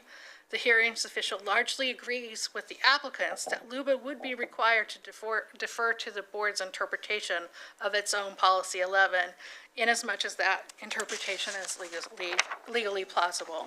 However, the hearings official also raises concern that Luba would not be likely to affirm any interpretation made by the board that does not fully implement ODFW's recommended residential densities as required by policy 11. In anticipation that the board would review the hearings officials' decisions and make a local interpretation of policy 11, and to assist the board in that effort, the hearings official provides an interpretation of policy 11 that reflects their evaluation of the evidentiary record. In the hearings officials' review, policy 11 serves to fill a hole regarding Goal 5 protections that was left because the county chose not to adopt minimum lot size requirements for the placement of a dwelling. It should be noted the hearings official's interpretation, like the decision overall, is generally consistent with Luba's holding, except that it also endorses the alternative staff interpretation that recognizes policy 11 to allow for forced template dwellings on a 40-acre parcel or 20-acre parcel, depending on the game habitat limitation. Designation. However, the hearings official does not expand on staff's analysis or directly address the objections that were raised by Thousand Friends of Oregon and Landwatch. In any case, the proposed template dwellings would not meet the density standard on properties less than 40 acres in major big game habitat, as is the case for the subject template dwellings that are under review.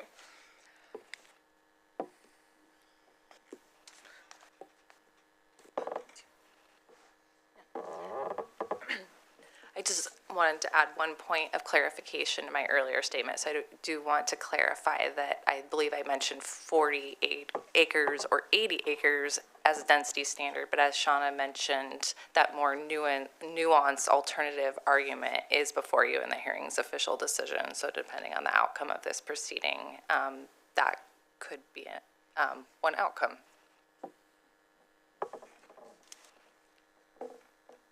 Should the board choose to make a local interpretation of Policy 11, that task entails determining what the county and the state intended at the time the RCP was acknowledged in 1984. The pivotal question is whether the Policy 11 density threshold and the requirement for conflict resolution via the Goal 5 rule when that density threshold is exceeded is correctly interpreted to apply to template dwelling proposals. As was the case for the Nimkish and King appeals, the answer largely pivots on whether the F2 zone siting standards and lot area requirements codified for the creation of new dwellings that are codified in Land Code 16.211 were adopted and acknowledged to supplement or to fully carry out and replace the Policy 11 density standards for forest template dwelling proposals. If the board were to find Policy 11 is correctly interpreted to apply to template dwellings, the secondary question that would not be as deciding factor for the subject proposals is whether that Policy 11 density threshold allows approval of template dwellings meeting the F2 siting criteria on parcels that are half the size that LUBA held to be required in Nimkish and King. Staff originally provided motions in the March 19th agenda packet. Staff has provided the board updated motions to account for the postponement of the on-the-record hearing today and in a distribution memo. The updated motions are also on the presentation slide, and we could refer back to them later if you would like. In short, under option 1, the board could choose to update and approve the board orders to affirm the hearing's official decision, expressly remaining silent on the interpretation made by the hearing's official and not disrupt the status quo, at least in this application.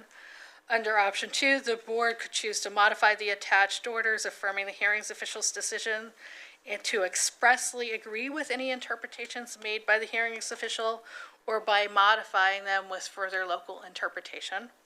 And under option 3, the board could adopt, if the board opts to adopt a local interpretation of Policy 11 and concludes that the Policy 11 density standard should not apply to template dwellings as an independent approval criteria, this would have the effect of reversing the hearing's official's denials and will necessitate that the board then decide whether to conditionally approve or to deny the applications based on the balance of the applicable approval criteria. In closing, I'll remind the board that in accordance with the board's order and Land Code Chapter 14, limited additional testimony has not been allowed for today's on-the-record proceeding. Apart from staff, the applicants and their agent are the only parties of record that will have the opportunity to participate and to direct the board to relevant information in the record.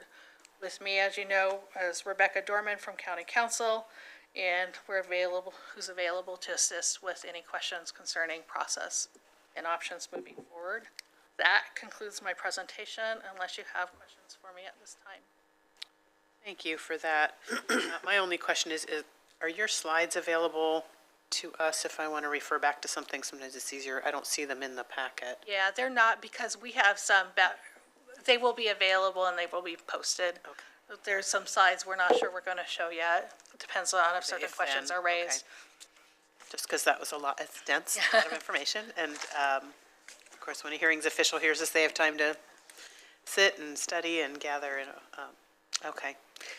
Thank you for the presentation and for evidence of all the work that you've put in so far. Are there questions from Ms. Adams before we move to the next part of the proceeding, which is a presentation from applicant? Commissioner Farr. Just a simple question regarding the clarification that you made. 40 acres and 20 acres as opposed to 80 acres and 40 acres. Is that a modification that this board could make at this point in time? Is that what you're suggesting? So the hearings official decisions fully endorsed that interpretation. So if the board were to select option 2 and to affirm the hearings official and expressly agree with that interpretation, the board would effectively be doing that. staff, I think, has suggested in the agenda cover memo is, if the board were inclined to take that option, they may also wish to expand and further clarify the interpretation, and address, address more concretely some of the objections that were made in the process. Okay, and just for clarification on that, the 40 and 20 is regarding cluster development, and I don't really have a full grasp on what that means. Both the hearings official have addressed that, and that's addressed most concretely in staff's report to the hearings official, which is in attachment one of the exhibits in attachment 1 to the March 19th agenda cover memo. But in short, there's lots of discussions throughout the DLCD staff reports around the time of acknowledgement that really recognize that ODFW's interpretations were, recommended densities were really twofold. There was one preferred recommendation, but they also recommended an alternative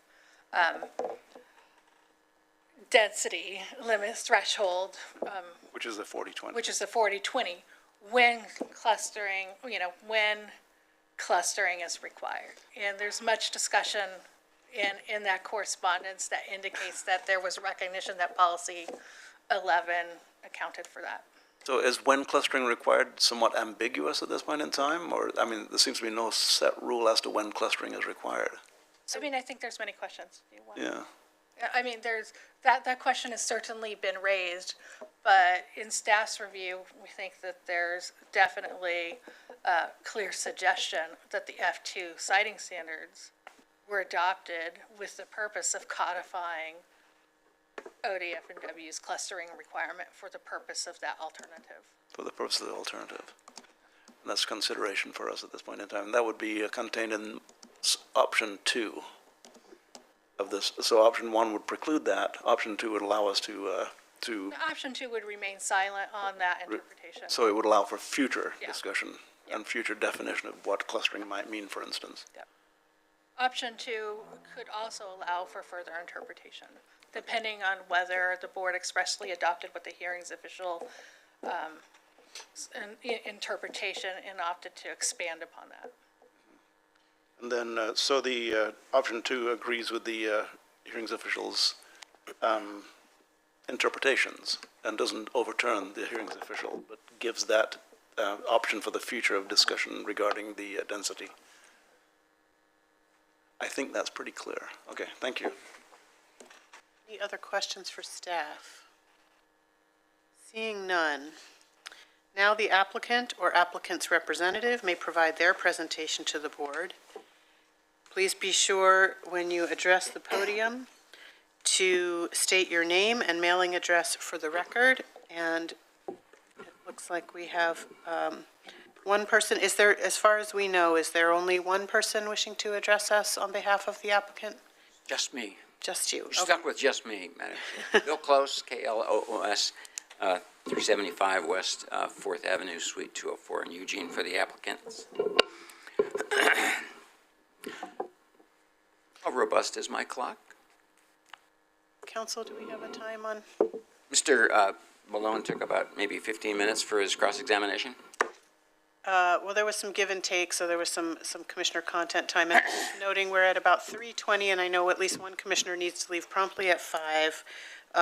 So I'm fine with 15 minutes? 15 minutes. Good. Great. Tanya, can we get a 15-minute clock, please, just to help everyone Yes. manage the proceedings? Thank you so much. Thank you. If I could, I wasn't objecting to anybody participating in the vote, so I couldn't contribute to the examination at the front end of this, but I made notes, 2 points I wanted to make.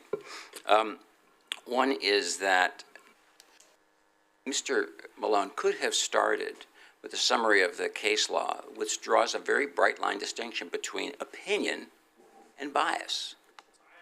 Excuse me, Mr. Malone. These are our proceedings, and I appreciate, but please, counsel, just again, for the sake of parameters of the comments from the applicant's representative, this is to present on information that the hearings official also heard, because what we're being tasked with here is essentially rehearing what was in the original record. But I'm also understanding that there's maybe an opportunity for some other procedural issues to be raised. So can you please guide us and our presenter into what is allowable content for comments? Chair, thank you. This portion of the procedure is set up to allow applicant's representative to discuss procedural issues. Before we got here, the procedural issues related to who could participate in this on-the-record hearing. As today has unfolded, the procedural issues fairly have expanded to issues of bias and ex parte communications. I believe I hear Mr. Close intending to respond to that part of the proceedings and Briefly.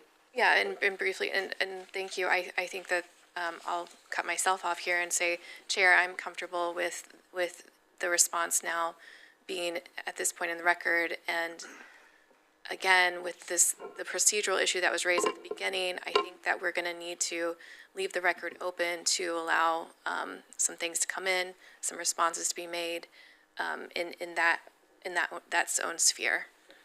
Thank you. Land Use Board of Appeals in Oregon Pipeline versus Clatsop County, 2013, number 106 from 2014, talks about the distinction between opinions, decision makers having opinions, and decision makers having bias. The former is just fine. The latter is not okay. You all have opinions. Your job is to gather opinions from your constituents. You collate them all. You come here, and you come here with those opinions, and that is just fine. And that's completely different. That's your job, and that is completely different from bias. And I just found the discussion, the line between opinions and bias getting blurry, and I found Mr. Malone trying to make you feel defensive about having opinions. And I heard you say you have opinions, and I heard you say you're not biased, and that's the way it's supposed to be.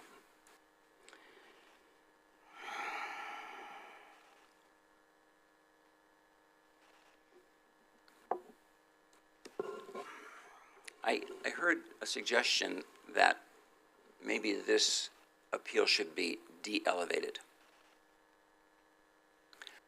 Please don't do that. The only reason my client is here is because the county board adopted an order telling the director to bring forward to the board for an interpretation the next application by the next fool that's dumb enough to file a forest template dwelling application in this county. Because with the LUBA opinion out there, all the forest template dwelling applications went away. Who'd file one? You're destined to get a no. And then the board said, well, we want to hear this. And staff said, well, why don't you just take the next one that comes along? We'll elevate it. And the board said, fine, elevate it. This application wasn't filed till after that.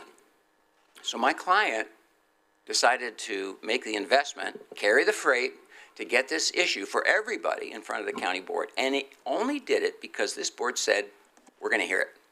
And now staff is suggesting to you, let's de-elevate it. I think that's kind of the working definition of being sandbagged. And I trust that on reflection you won't do that. This is your last best opportunity to get to this particular issue. I know there are issues about, what kind of things the board should hear and what kind of things they shouldn't hear. You've decided to hear this one. This is probably one of the major issues, policy issues, in terms of land use decisions come down the pipe in the last 10 years. And we're only here because you said, let's hear it. I want to remind you that after LUBA made the NMCISH decision, setting the new rule, 80-40, my client filed these same applications the first time. This is the second time through the wickets. And he filed the applications because he thought that when he got a decision from the hearings official, which has to be no, because LUBA had picked its best interpretation.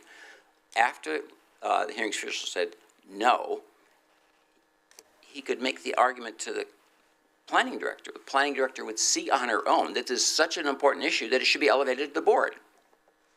Wrong. The director didn't elevate this to the board. And of course, my client got clobbered at LUBA because LUBA had already said 84 is the best interpretation. So there's a tremendous investment by my client in just getting this issue to the board. Yes, it has immediate impact for my client. Yes, it also has immediate and long-term impact for everybody else in this county that has F2 land under 40 acres, under 80 acres, who envisions the possibility of doing a forest template dwelling. And so let's keep it here. Let's not de-elevate it. I hear a lot of discussion from staff about, well, we need to study what factors should go into deciding what we elevate to the board. They're in the code. There's a handful of them. They're fine. They've been there for 40 years. And this case meets every one of the code criteria for being elevated to the board. But our planning director has never elevated any matter to the board. And this is only here because you told her to elevate it.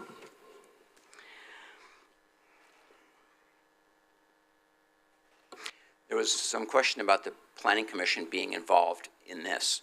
The Planning Commission has not been involved in this proceeding. The county board, a year and a half ago, discussed this issue and put it in a holding pattern over O'Hare Airport. They sent it to the Planning Commission to be worked on. The Planning Commission worked on it.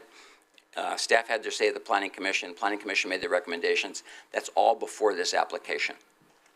And all the Planning Commission does is make recommendations. Of course, they don't make decisions.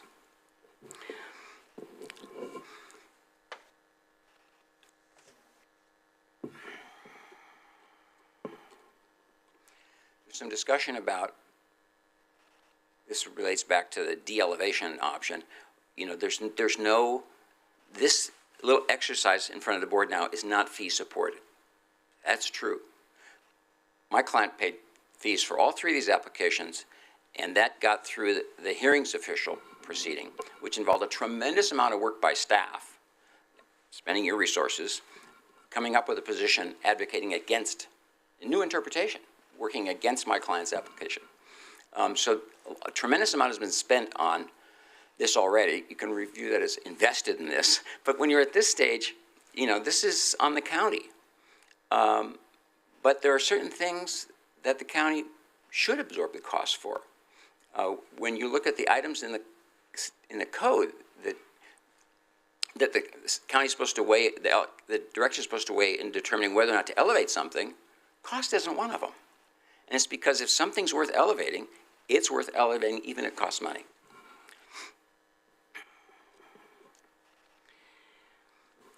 Everything I've been talking about so far is about procedures. And I'm going to stick with my last 8 minutes talking about procedures. I am not going to talk about the merits. And I'm not going to talk about the merits because we don't have a level playing field. If I talk about the merits,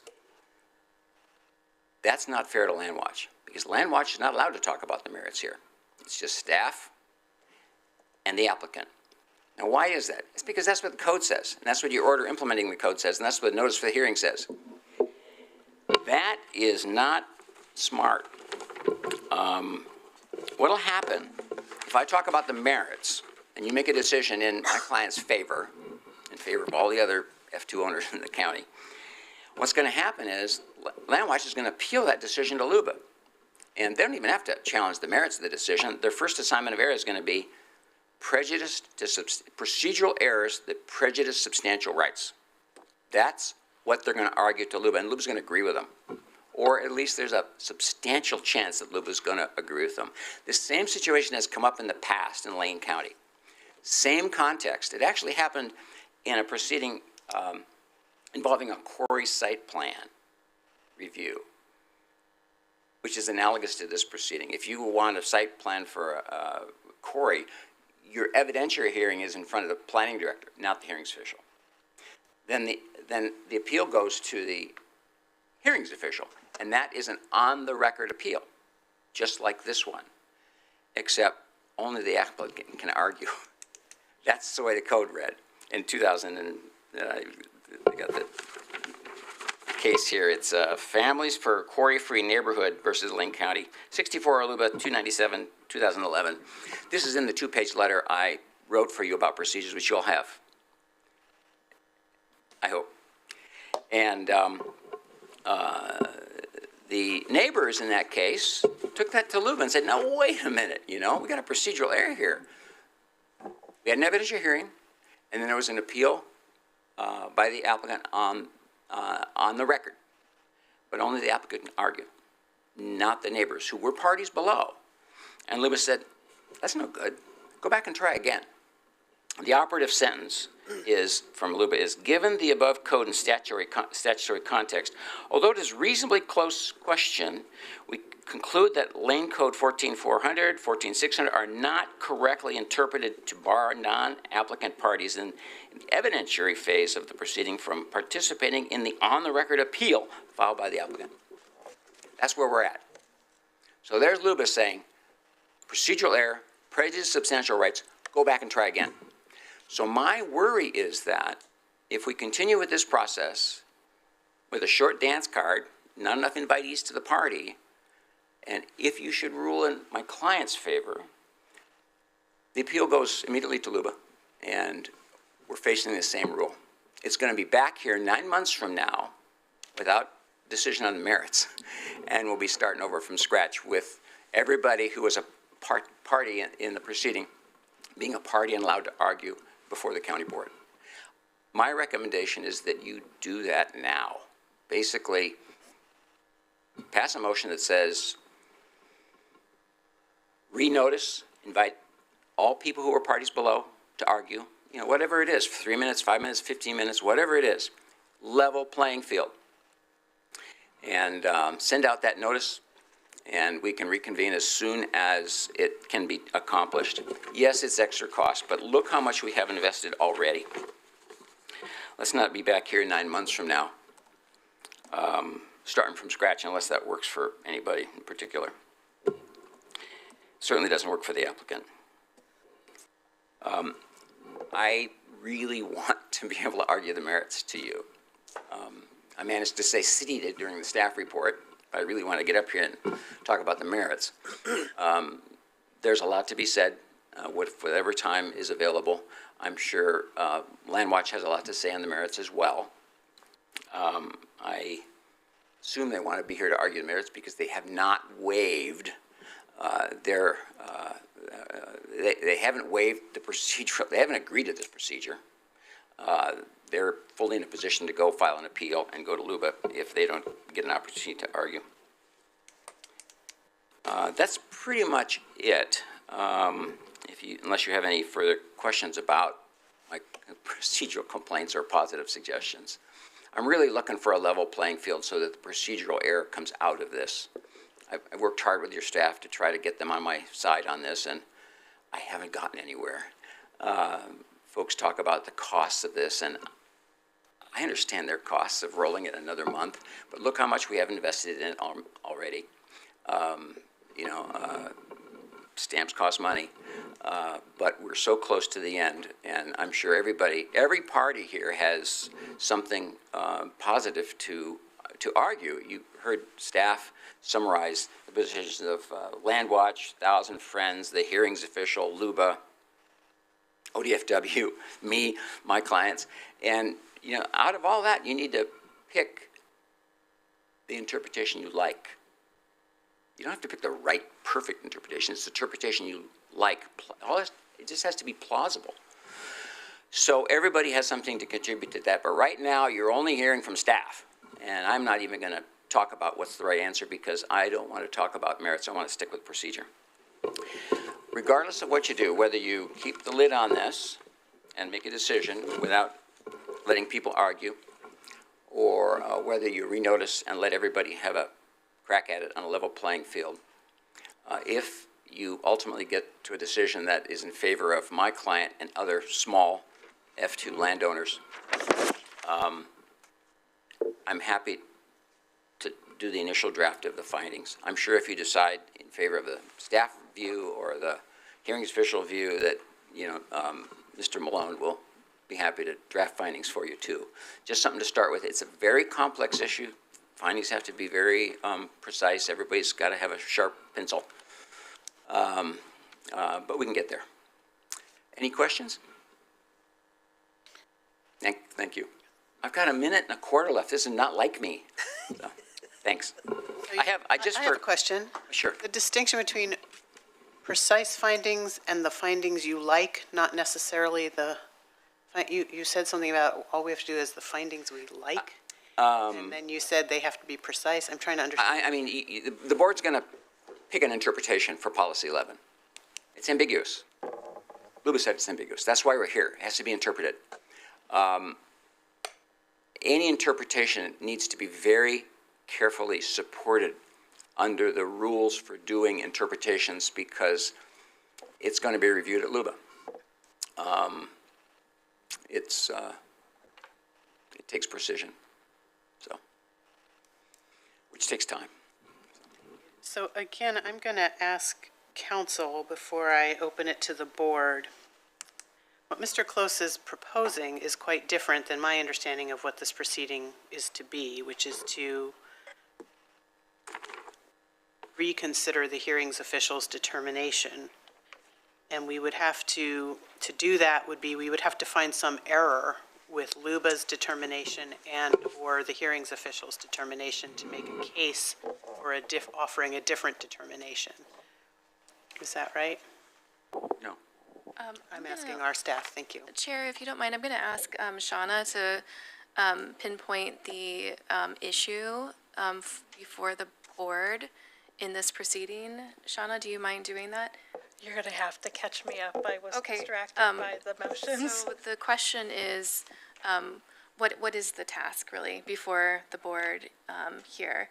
What questions are they going to need to answer to arrive at a decision on which interpretation? So I think the task before the board is to first consider whether or not to affirm the hearings official's decisions without interpretation of the policy 11 in the context of this particular matter, or whether to make a local interpretation of policy 11, either by express agreement with the hearings official or by adopting a modified or contrary interpretation. There's 3 interpretations that were identified in the hearings official proceeding. The hearings official provided opportunities to all parties to address those interpretations in extended record periods. And had extended record periods for the opportunity to submit new information, response, and final argument by the applicant. All of that's in the record for the board to review. The 3 interpretations that were really before the hearings official were the 2022 home builders interpretation with slight modifications that's presented in Mr. Close's final argument. That's attached to the agenda cover memo. Luba's decision for Nimkish and King, which are reflected in the Luba decisions, which I think should be referenced. Those are easily available there in the record, and that have been addressed by all parties, including staff and the hearings official, in staff's alternative interpretation, which drills down deeper, which is the hearings official adopted that alternative interpretation to the extent that it was developed and incorporated that into her decisions. And those, in her decisions in that interpretation are included as exhibits to the board orders that are presented in the packet. It's simpler than that. Excuse me. Much. I just want to point out, I just was trying to pay attention to multiple things and started passing this sheet around, and this is a sheet of paper with a motion on it. This is from you, Mr. Close. I offered that. So I would ask, please, if you have any other materials for us, that you give them to staff, and they will hand them off to us. Thank you. Did I give you a copy of that, Shauna? I did, thank you. The hearings official stated the issue. It's a lot simpler than that. Staff read you the first sentence of policy 11. Luba says it's ambiguous. And as the hearings official correctly said, it's the job of the board to resolve the ambiguity, to decide what policy 11 first sentence means. That's it. Okay. Thank you, sir. Thank you. Chair, if I may Yes, please. jump in here, I think that Mr. Close started to verge into argument on the merits. And now that that door has been open, I do think to clear that procedural, potential procedural issue, my recommendation at this point, if the board so chooses, would be to continue and renotice and allow others to participate in that same oral argument on the record before the hearings official. Otherwise, I think I don't think it's as big of a procedural issue as Mr. Close is arguing, and I'm happy to provide more substance to that. But just to clear as many potential procedural errors, that would be my recommendation. Thank you. And so, were the board to take you up on that recommendation, that is really just a matter of board direction and head nods, and you would work with staff to bring to us proposed future dates and timeline for that? Yes, that would be fine to just do it as a motion and a vote on a motion to continue the hearing, renotice the hearing, to allow parties before the hearings official to participate in oral argument on the record that was before the hearings official. No new information. I can get more detailed, but as the board desires. Thank you. I see Commissioner Farr wants to ask a question, but I have, we often do that with a date and time certain, which we're not prepared with at this time. So it would be open-ended until staff could get back to us about that. So just making sure that's true. And the other question I have, were we to take this course of action, of course, we're looking at 3 applications, but one had been withdrawn. So,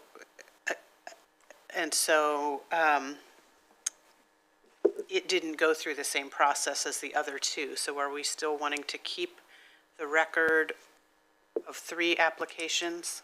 So, Or Chair, is there any recommendation around that? Chair, thank you for that. Sir, I'm going to ask you to, I need the entire staff to be able to pay attention to what is next and so, without distraction. Thank you.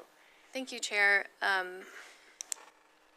There were 3 applications submitted before this proceeding that's here before us. 2 of them went all the way to LUBA. 1 was withdrawn before a decision was made, even by the hearings official, or before the planning director. So now we have all 3 decisions, or all 3 applications again here. 2 of them have that record where they've gone to LUBA, and 1 does not. And so, does that answer your question? So they're all here now, but 2 have a different background than 1 of them does. Yeah, so I'm just asking, does this potential new course of potential proceedings or next steps give us any opportunity to get even more clarity of scope of what we're actually considering and discussing? Since again, the idea was to elevate a hearings official decision.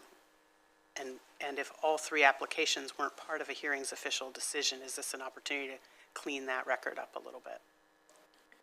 Chair, thank you.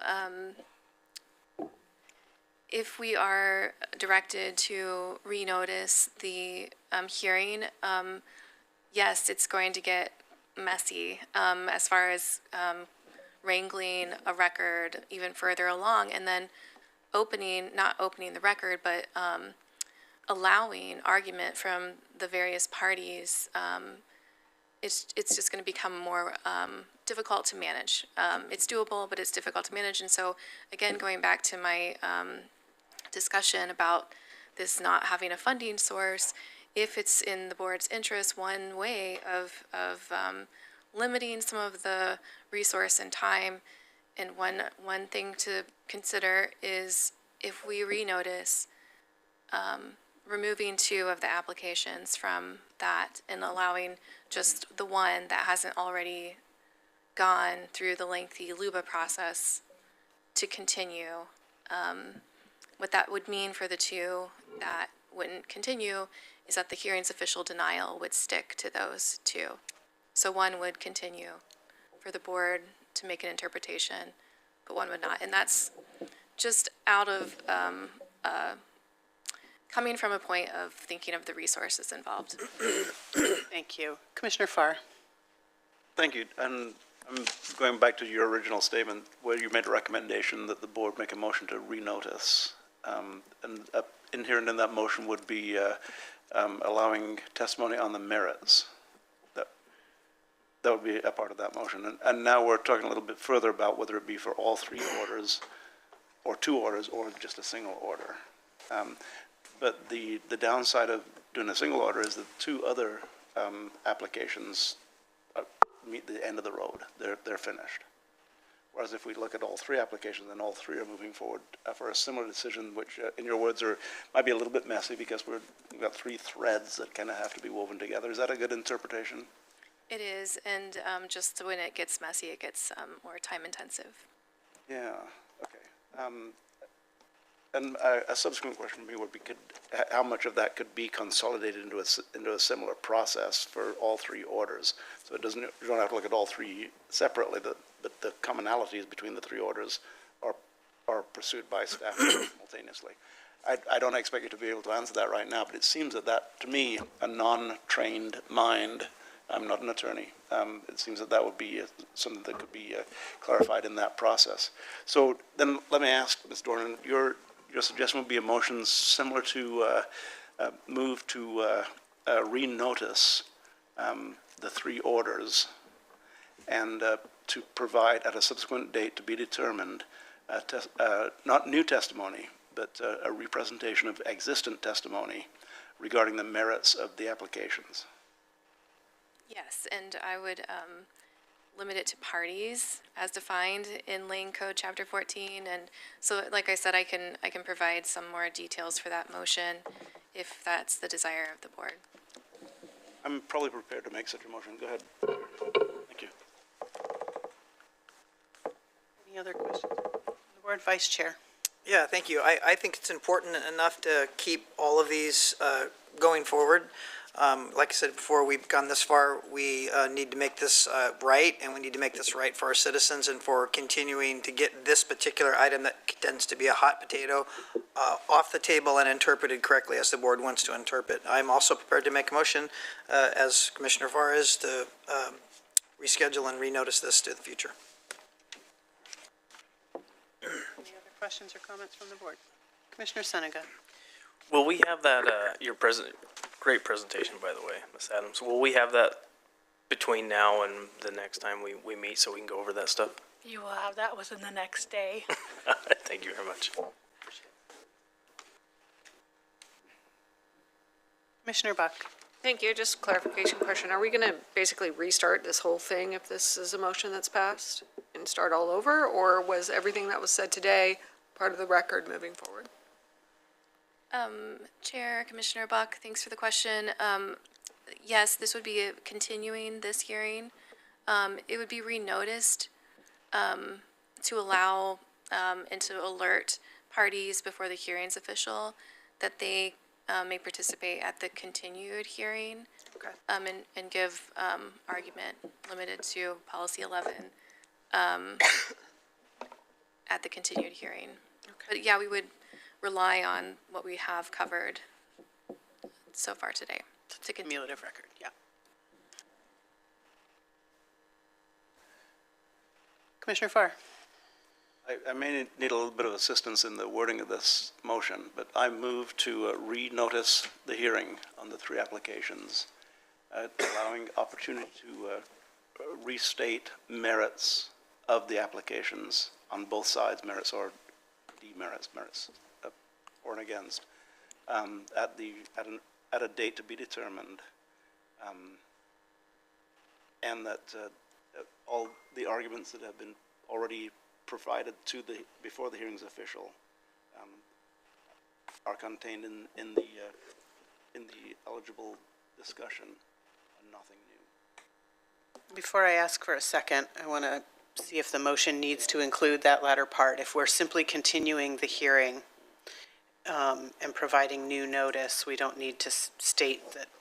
I'm just trying to get a concise motion for the record and for the vote. Chair, if it's Yes. helpful, if I could have a minute to Yes. draft something, would it be acceptable for me to read that, for the board then to move with? I think that would be very helpful. If you would craft a motion and state it, then the maker of the motion simply needs to say so moved, and the seconder. And then if you do that and can snap a picture and text it to me, so for the purpose of the record, when I call the vote, I can state the motion in full. And if you need a moment, we can play some hold music and everybody can take a breath and give you a minute to do that. Thank you.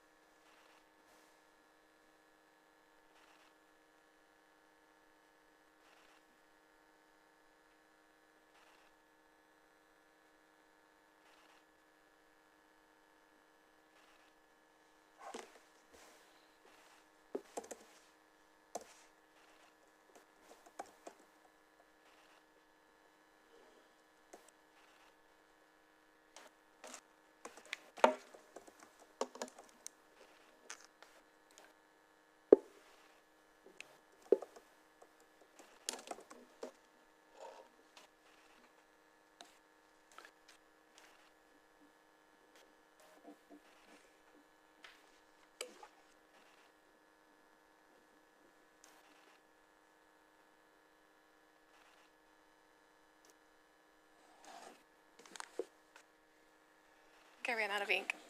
If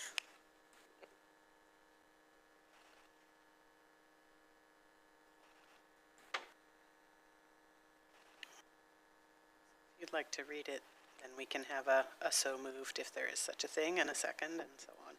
Okay, thanks, Chair. So it would be a motion to continue the public hearing to a date and time to be determined, and to renotice the hearing to allow parties, as defined by Lane Code Chapter 14, to participate by presenting oral argument limited to the hearing's official record and limited to Policy 11 and its interpretation. I think that's exactly what I said, isn't it? No, so moved, Chair, thank you. Is there a second? A second. It has been moved and seconded to continue the public hearing to a date and time to be determined, and to notice the hearing, to allow parties as defined by Lane Code Chapter 14 to participate by presenting oral argument limited to the hearing's official record and limited to Policy 11 and its interpretation. Is there discussion to the motion? Commissioner Farr. Thank you, and I'm presuming, Ms. Dornan, thank you very much for the reworking the words on that, that it allows all parties to present, both for and against the applications. So this is in effect giving them a chance to present both sides of the discussion. Chair, Commissioner Farr, yes, parties who participated before the hearings official, who provided any appearance, whether it be written testimony or oral testimony, and there were participants before the hearings official that represented different sides. And you mentioned something around 11,000 pages. Is that all part of what we're talking about? Yeah, Much of it is duplicative, yeah, but, okay, very good. Thank you. Any other questions from the board? maybe closer to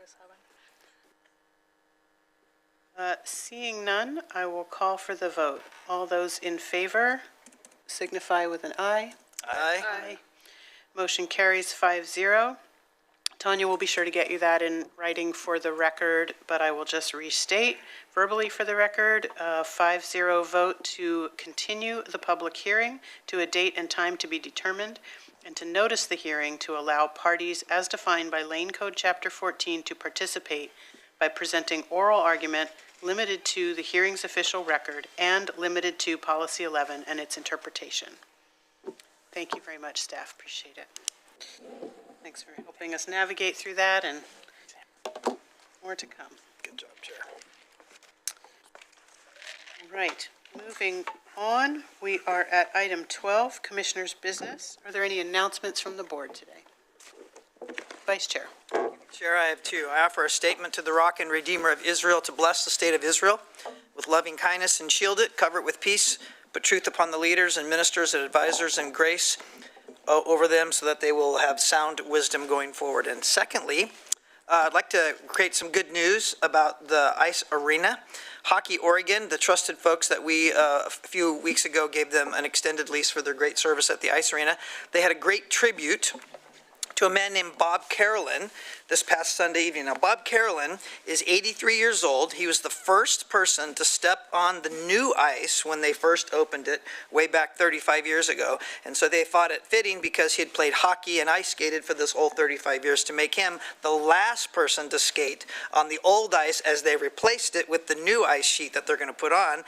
So at 10:30 on Sunday night, Bob Carolyn skated his last on the old ice of our ice rink, and according to Ken Evans of Hockey Oregon, it was a fitting tribute to Bob and to the future of ice events in Lane County to further hockey and ice skating, and we're excited to be looking to complete our new ice sheet around September 1st. So, hoorah for the ice peeps. So there you go. Thank you. Any other announcement from commissioners? Commissioner Farr. Thank you, Chair Trigger. And we ran up on a deadline during Mr. Mokrahayski's announcements this morning, and part of it was a short presentation by the sheriff regarding what happened over at Lane County Jail following the, I guess there were arrests that were made, total of 57. And I asked the sheriff this question, the question that I would have asked while he was at the podium had we had time, that the sheriff's department had just clarified that the sheriff's department had no decision-making as to who was arrested or who was brought to the jail or who was kept in the jail overnight. That was all a court decision, and that we lodged 57 people overnight on Lane County's dime. That is to say, Lane County paid for the lodging of 57 people overnight, and we all know the different numbers that are given to how much it costs to lodge a person in the jail for one night. Not insignificant. Any other announcements from the board? Seeing none, are there any future board assignment requests? Seeing none, no assignments to review. So item 13, we have no need for executive session. Any other business before I adjourn us? Any from administration? Seeing none, at the sound of my gavel will be adjourned. We will be reconvening tomorrow morning, 9 a.m. in the small conference room. Just confirming all commissioners will be in person. Yes, yes, yes. For a work session to discuss board protocols about the role of commissioners in providing for safety of staff and stakeholders. With that, we are adjourned.